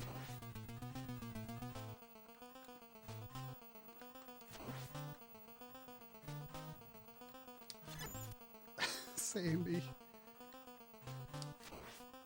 Not while I'm fighting Dracula.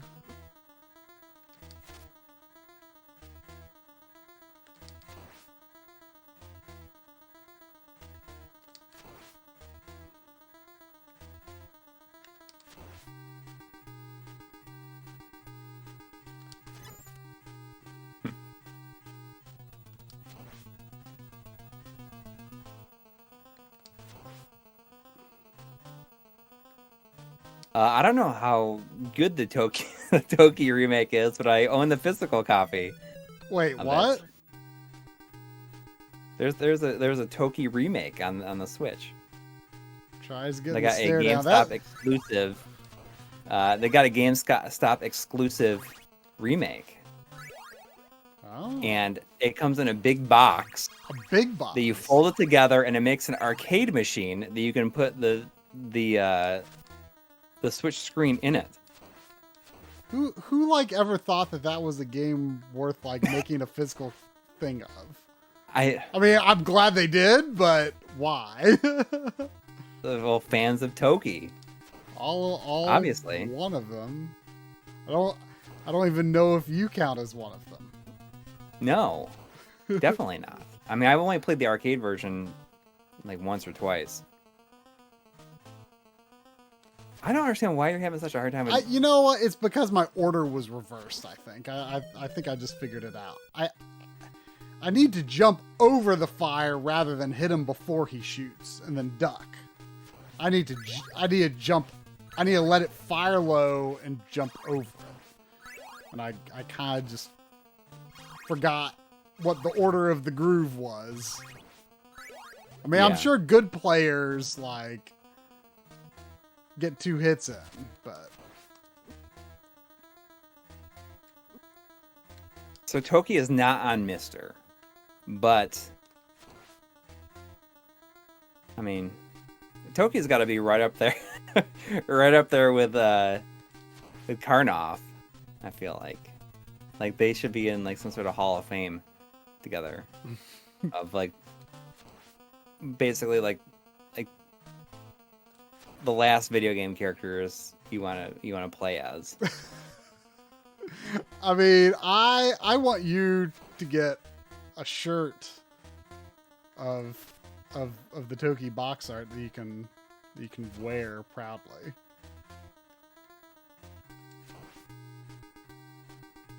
I did buy it when it got cheap.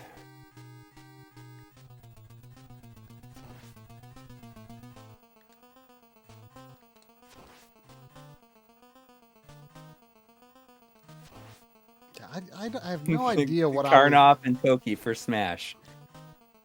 Imagine those are like the most requested characters. I love that his head just like flies off.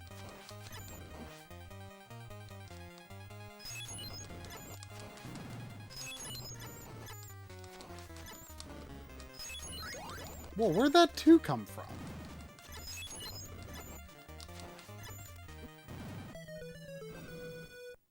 I'm not terribly consistent on the second form either. You can walk through them though, remember? Oh yeah, that's right. I forgot. I can't believe you forgot that. I don't know. Like I thought tonight felt like a good night for some impromptu Castlevania, and obviously I was not in the right mode. Severely out of practice. I was not in the right mode. Yeah, I forgot about that cool discovery.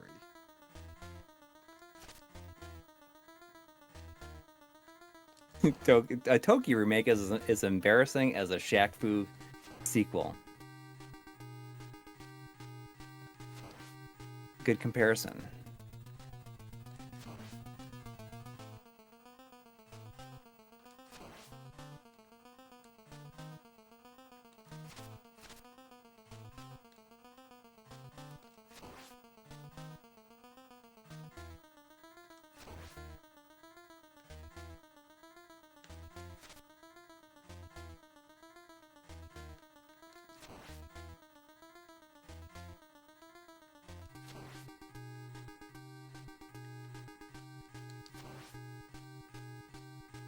Now updated my Mister in a little while. Maybe I'll do that tomorrow.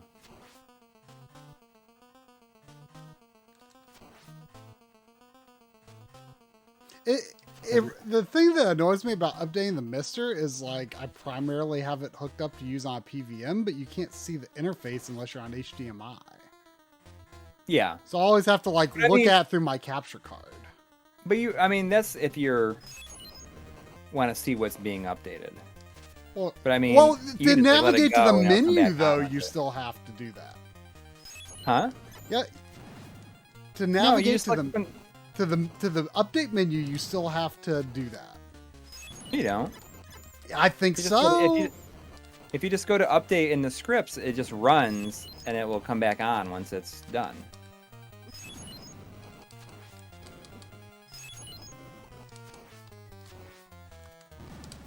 There we go. Instead of without getting hit.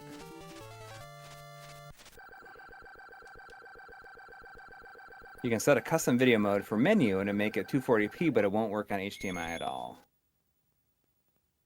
I might be okay with that. Message me. I'll show you how to show the menu on your PVM. I mean, it doesn't bother me. I just like, you don't even. I mean, are you talking about the main menu? I'm talking about the scripts menu. I don't think you can view the scripts menu if I remember correctly. No, it's just you just hit either cancel from the main menu and it just like takes you to another screen.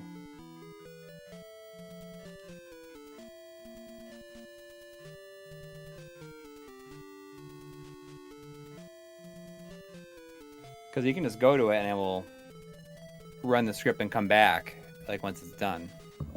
Well, I don't quite remember what the problem was, but at some point it's like, oh, you need to be looking at HDMI.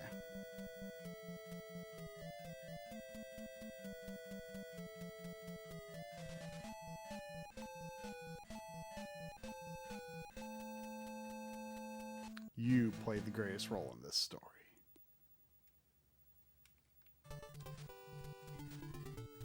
Sandy's just staring at me.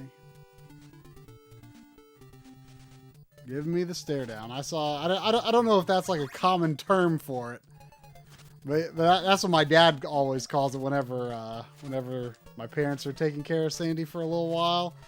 He always says, "Oh, she's always giving me the stare down." Mostly when it's dinner time. Dinner time. Well, is that gonna do it? I guess that will. Oh, hey. What? My camera is still set up for the for the 20L5 position. A disembodied arm. Yeah. So yeah, I should talk to Steve about getting that taken care of. Yeah. Just make the trip out. Stay at a hotel Yeah. or stay at his place. I mean, whatever. I'll figure it out. I wonder how quickly he could do it. Like, I wonder if I could like. I mean, he did mine in a day. Like I'm not sure if yours is going to take more because of what's going on. Yeah. I don't know. Got a $2 donation from Venice Era saying, "Thank you, MLiG." Well, I think in tomorrow's episode, is this the first episode where you officially use the name MLiG like in the video?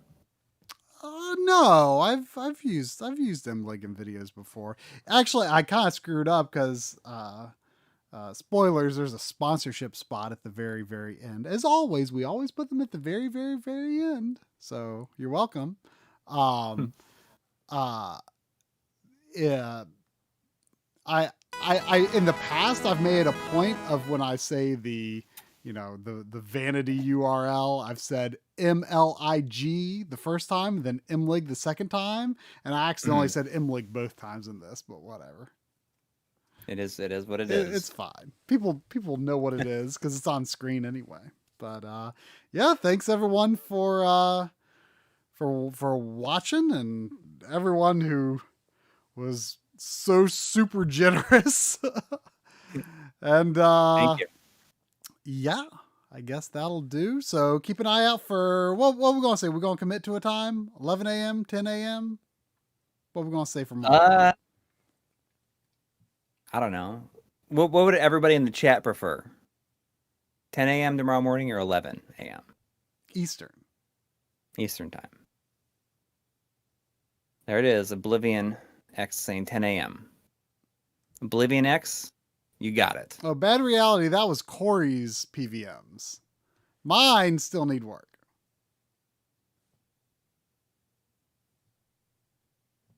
All right. Well, after the stream, you go ahead and schedule it for 10 a.m. So I'll do that right now. all right. All right, everybody. Everyone. Take care. Good night, says Sandy.